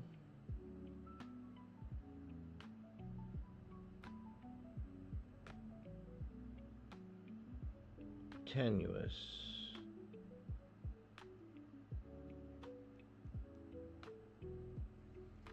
Woo!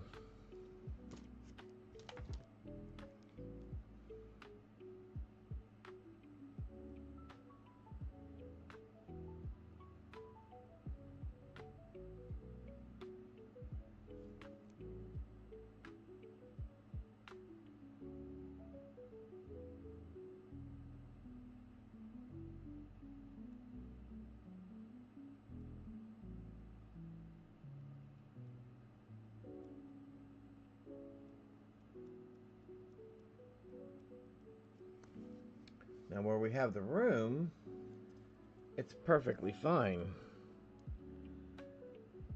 But as I'm looking at some of these other finer lines on here,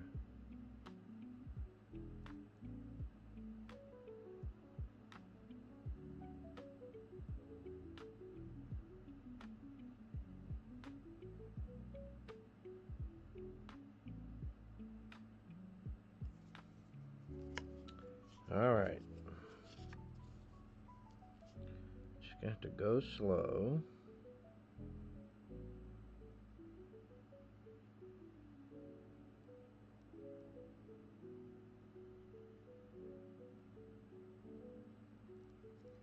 And remember, we're gonna have touch-ups.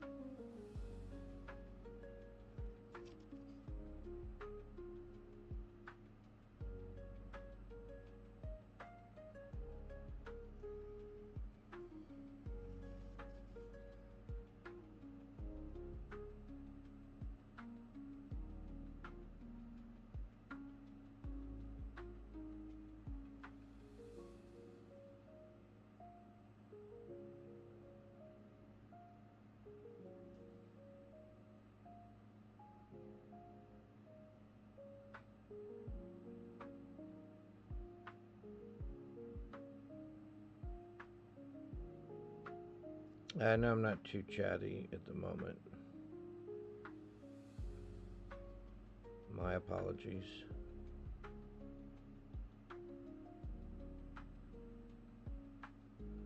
And I was chattier earlier.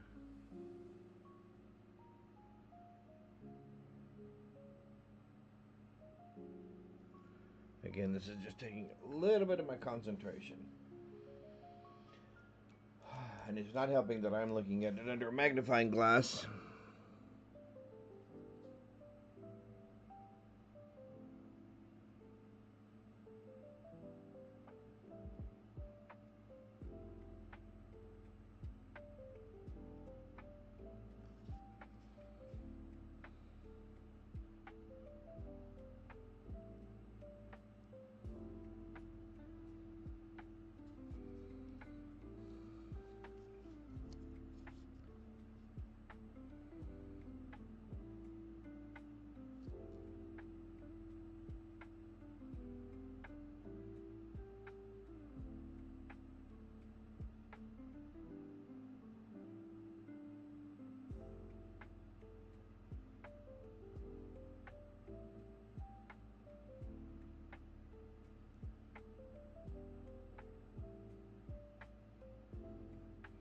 But hey, if you like a craft that you can get lost in,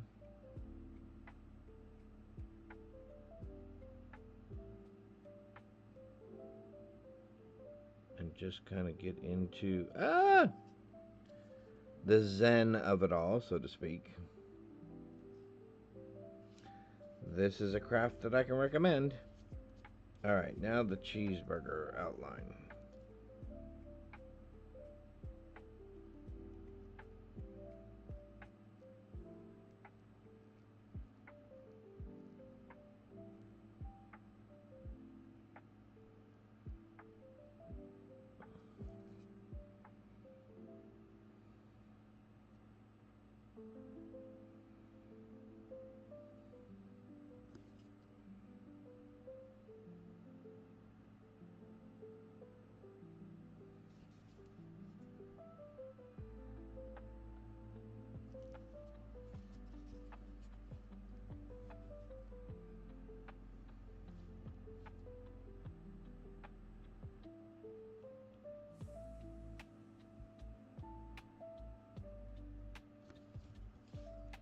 Now we actually did bring a little bit of the black down into here to kind of depict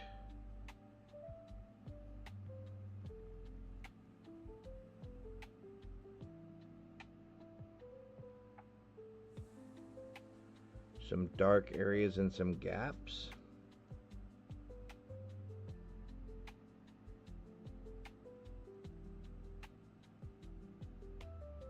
You know, kind of like shadow.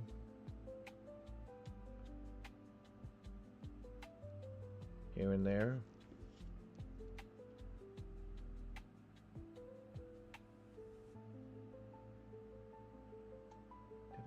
I did not outline the whole burger. Okay, good.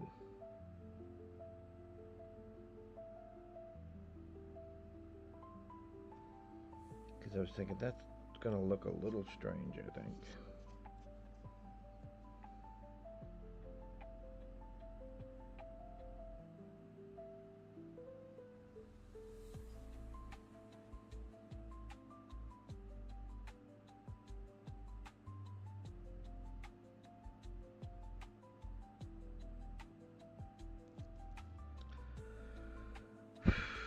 Breathe. All right.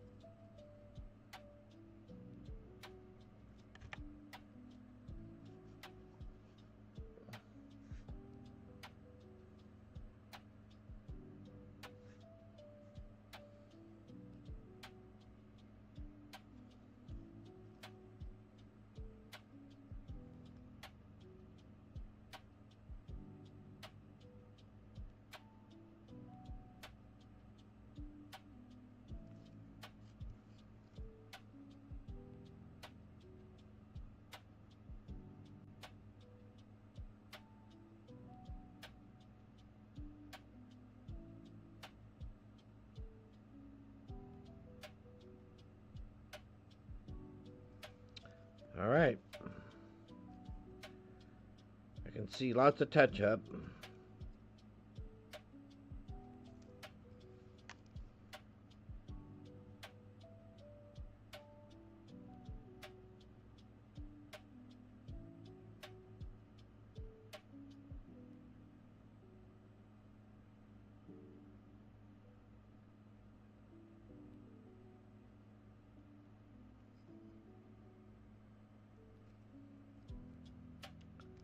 Up, a hair, a hair, hair, a hair.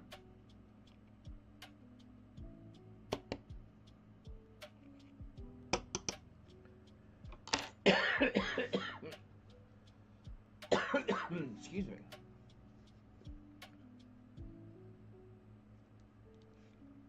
All right. Time to start around these edges. Hang on.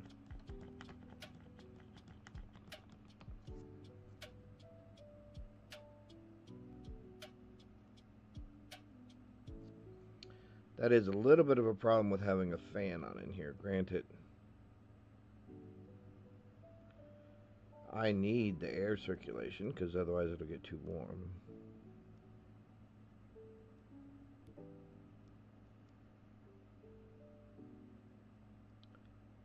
But at the same time,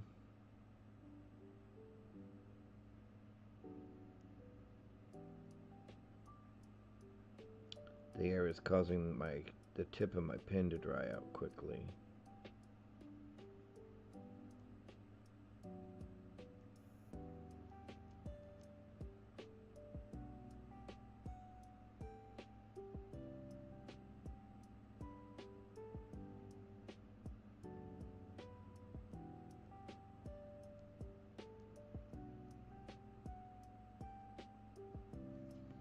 Another one of those things you just kind of have to keep in mind as you're doing this.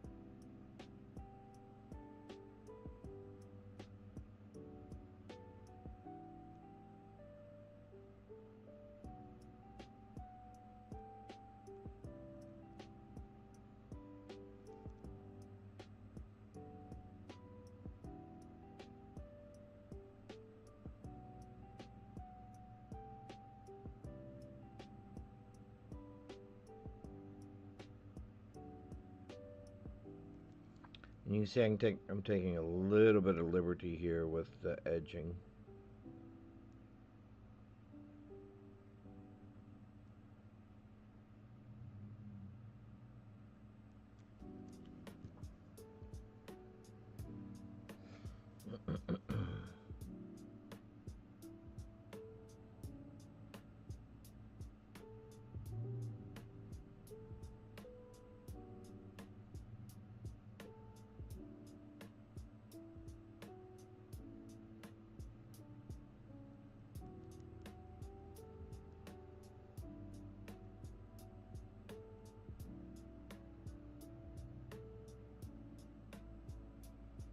Well, chat, we've almost made it. All right.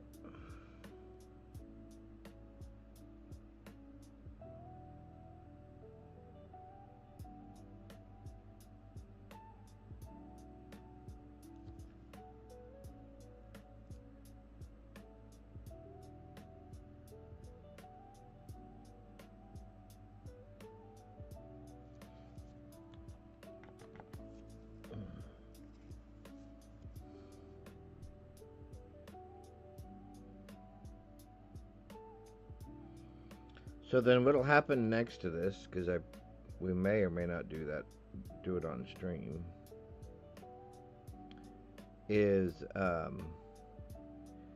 it'll get a couple of coats of lacquer on it till I get a nice, good, hard, durable shell and shine on it. I guess I should at least show you guys what it looks like with one coat of lacquer on it. And then we'll turn on the old laser cutter. We'll cut a backing for this. Then we have some self-adhesive spray that we will spray to the back of this and to the front of the piece of foam, high density foam that we use, that we'll cut on the laser jet printer, or laser jet cutter, or laser cutter. I don't know why I call it a laser jet cutter. It's not a jet airplane. And so we'll cut that, we'll glue that onto the back of it, and it'll be ready to go.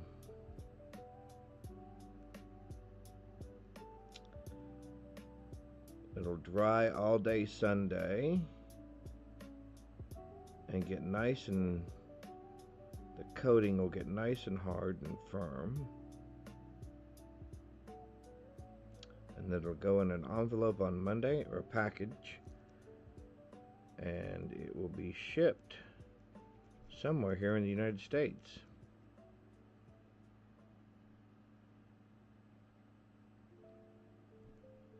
I believe up north.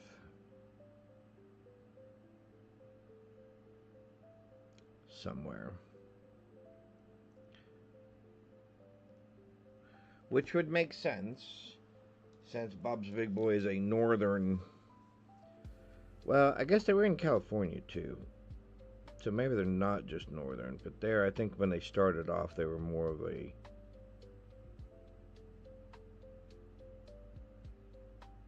northern thing.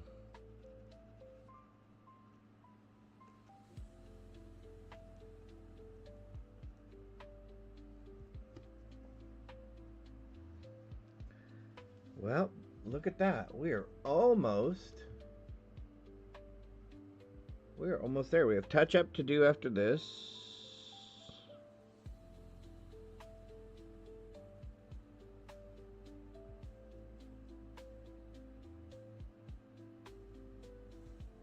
We'll have touch up to do after this.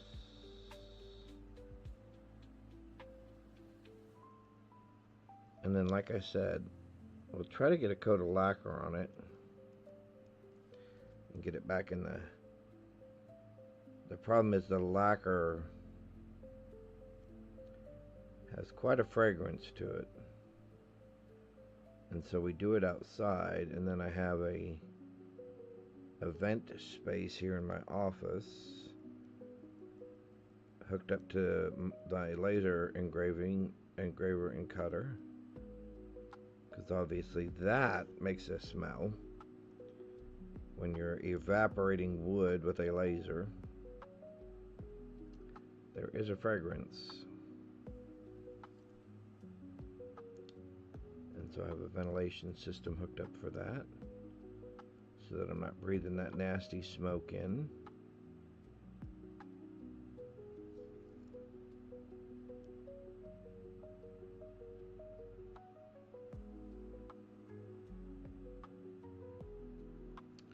Who is that Pokemon?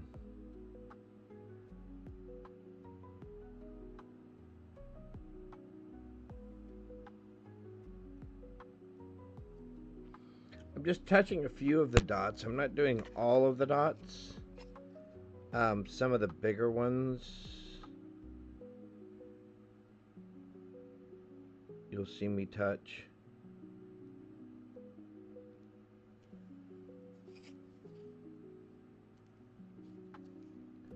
Again, this is where that kind of artist's licensing or free will kind of comes into play.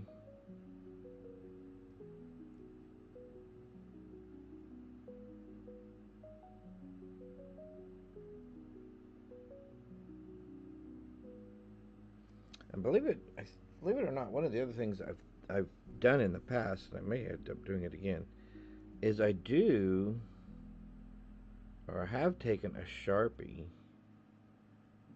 and done the edges just so they're nice and black as well, and I don't get a lot of bleed through.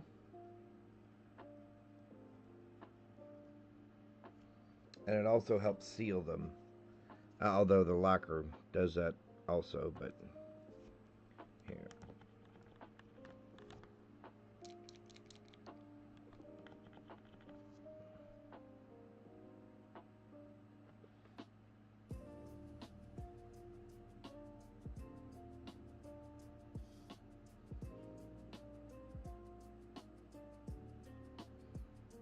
yeah, I'd like to thank the Lo-Fi Beats people on YouTube that I've been playing here in the background. It's been really enjoyable. It's been nice and mellow and calming, which is kind of what you need when you're doing something like this. So that worked out well. All right.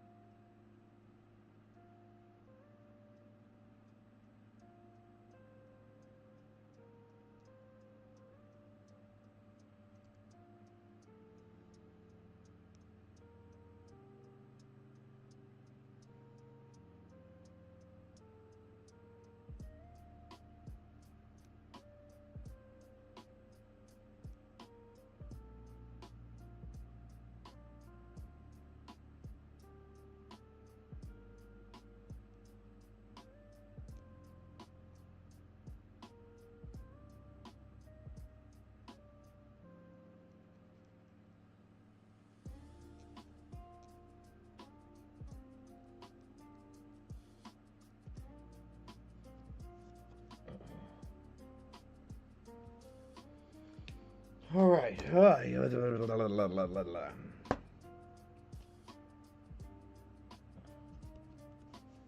Okay, a couple of touch-ups here.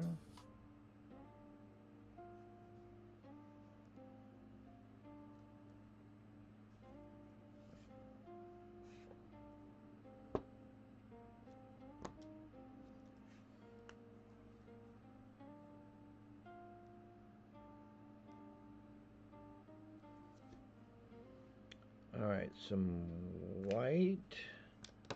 Are you gonna paint the second one or just that one? Probably just this one. Okay. Why? I was just wondering. Because otherwise I'm another 4 hours probably. Okay. So you're gonna then switch to gaming, or are you gonna quit? I'll probably hang out with you. Okay. Unless you don't want me to. Nope, that's fine. I won't right into you then. Oh, no. Thank you, though.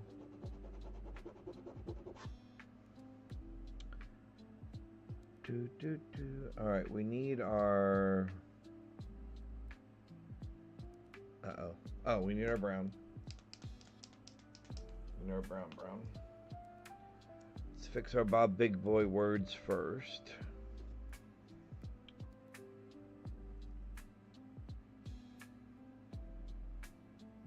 Hey! Is that the right brown? Oh, yeah. Okay, that just came out really brown.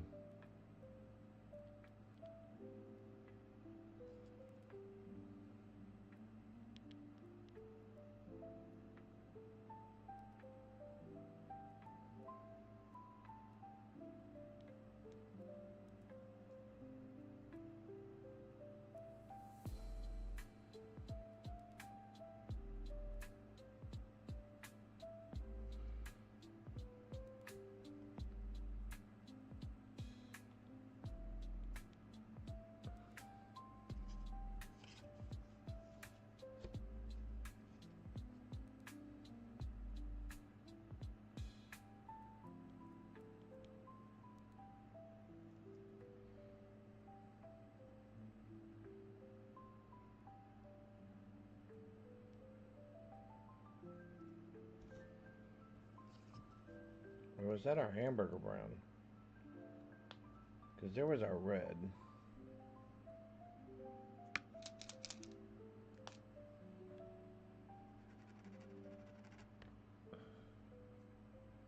Well, maybe that was too brown.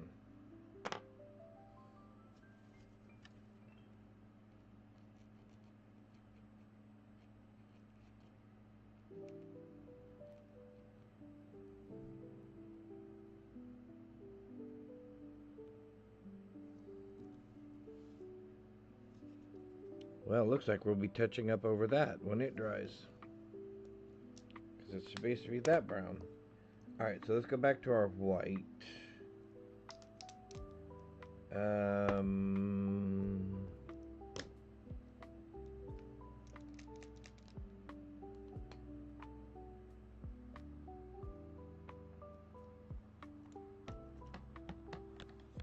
a little gooey. Let's try this other one. I think this is the one we were using.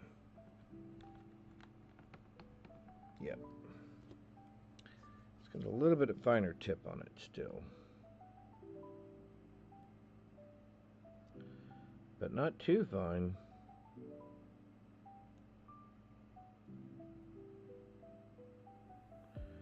Burger.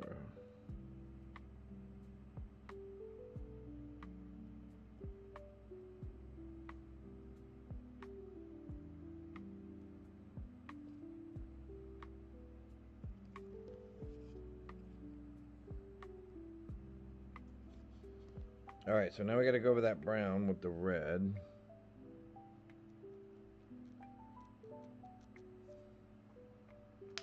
Or the wrong brown with the right brown. So let's fix that real quick.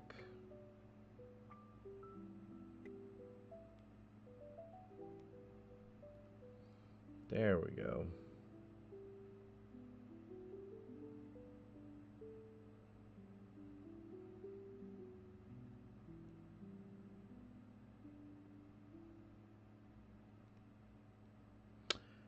Now we gotta go back in with the white, but that's fine.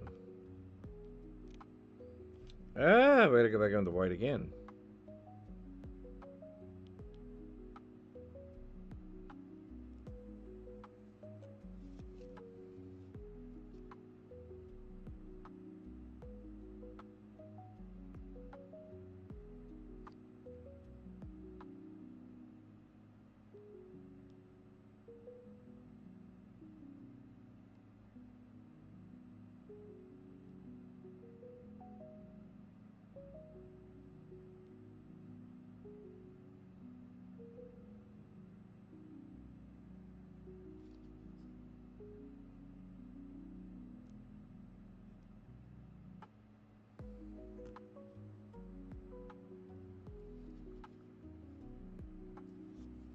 Alright, so white. We need to touch up our background color just a tad. Right here. Oh, that's a big tip. Yeah, that's a fine tip. Or a finer tip.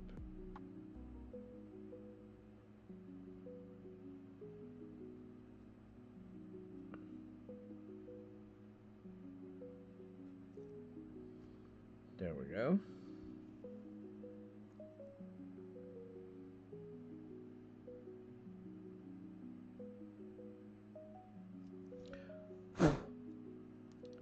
Where did that piece of grass come from?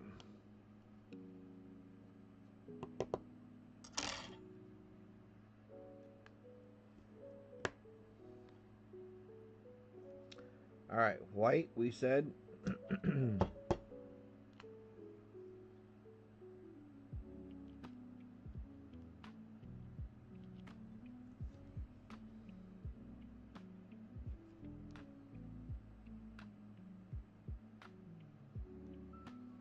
Alright, we wanted to try to do this line right here. And this line right here.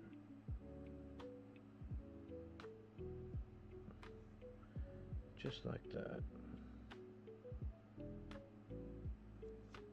Yep, just like that. Then we'll come in with the black and just touch up the inside of it a little bit.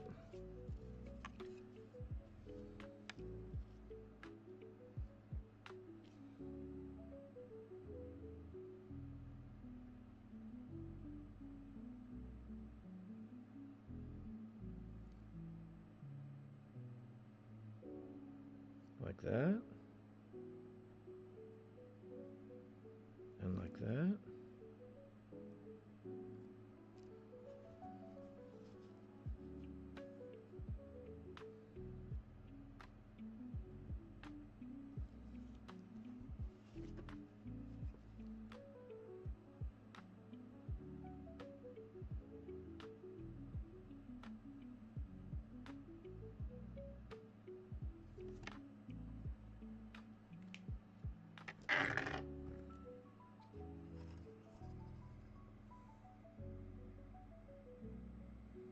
All right, there we go.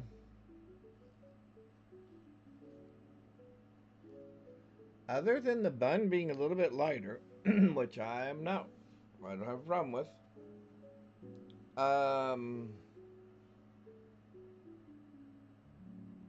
like it.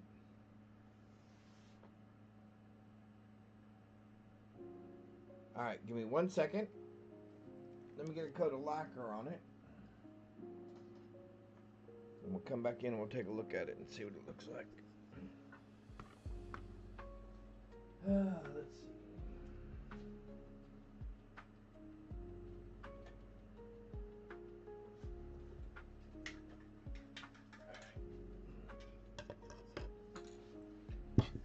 First of all, I need that X-Acto knife back because I'm going to clean the tip of the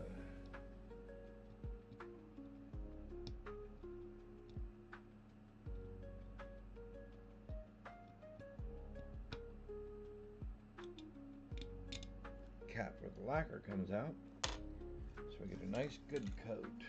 All right, I will be right back in 1 minute.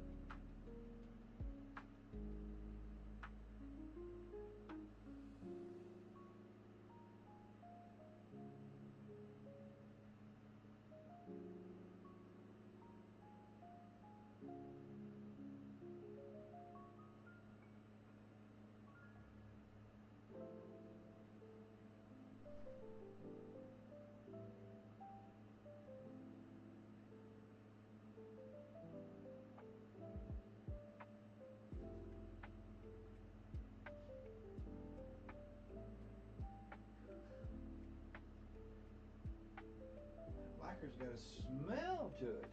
Hang on 1 second. But we're back. Pick this up. Lay that down there. And as you can tell, it is wet. It'll probably get another coat here in about an hour after this first coat seals a little bit. But you can see how much shinier it will be.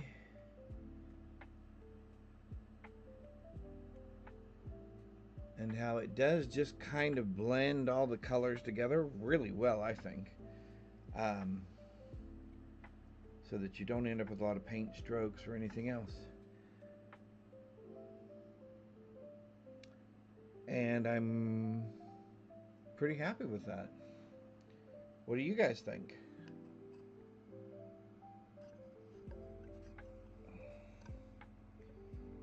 And you'll see that lacquer will actually pucker just a little bit in those gaps, and it'll keep that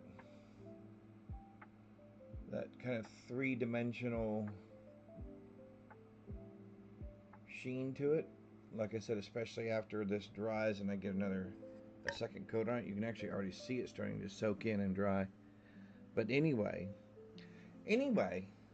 let me pull this back up a little bit so you can kind of get the whole thing in there at once. Well, there we go. Pull that down a little bit. Where's our other light?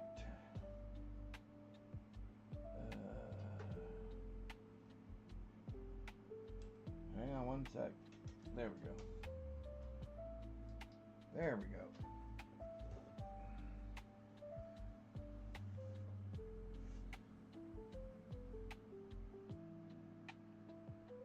Well, that actually looks better on an angle like that, doesn't it? Alright, well, there it is. Our finished product. You guys will have to let me know what you think. I am glad we went with the lighter bob and maybe even the lighter bun.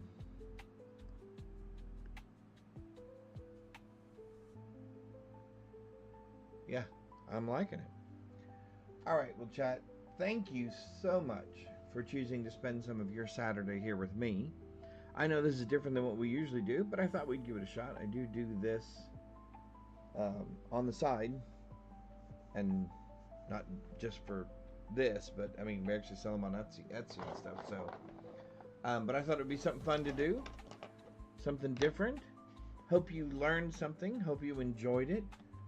I enjoyed hanging out with you guys. I enjoyed doing it with you guys instead of just sitting here listening to music by myself and doing this all by myself. With that, Sunday I don't stream typically. I don't think I'll be streaming tomorrow. Otherwise, Monday we will be back. We will be back on Monday morning, and we will probably be continuing with some WoW. And here they are side by side in case you were wondering what it looked like unpainted again. Yeah, so we'll probably be back on Monday morning playing some more WoW with our Paladin as we get through Wrath of the Lich King and start working our way towards Cataclysm and then Mists of Pandera.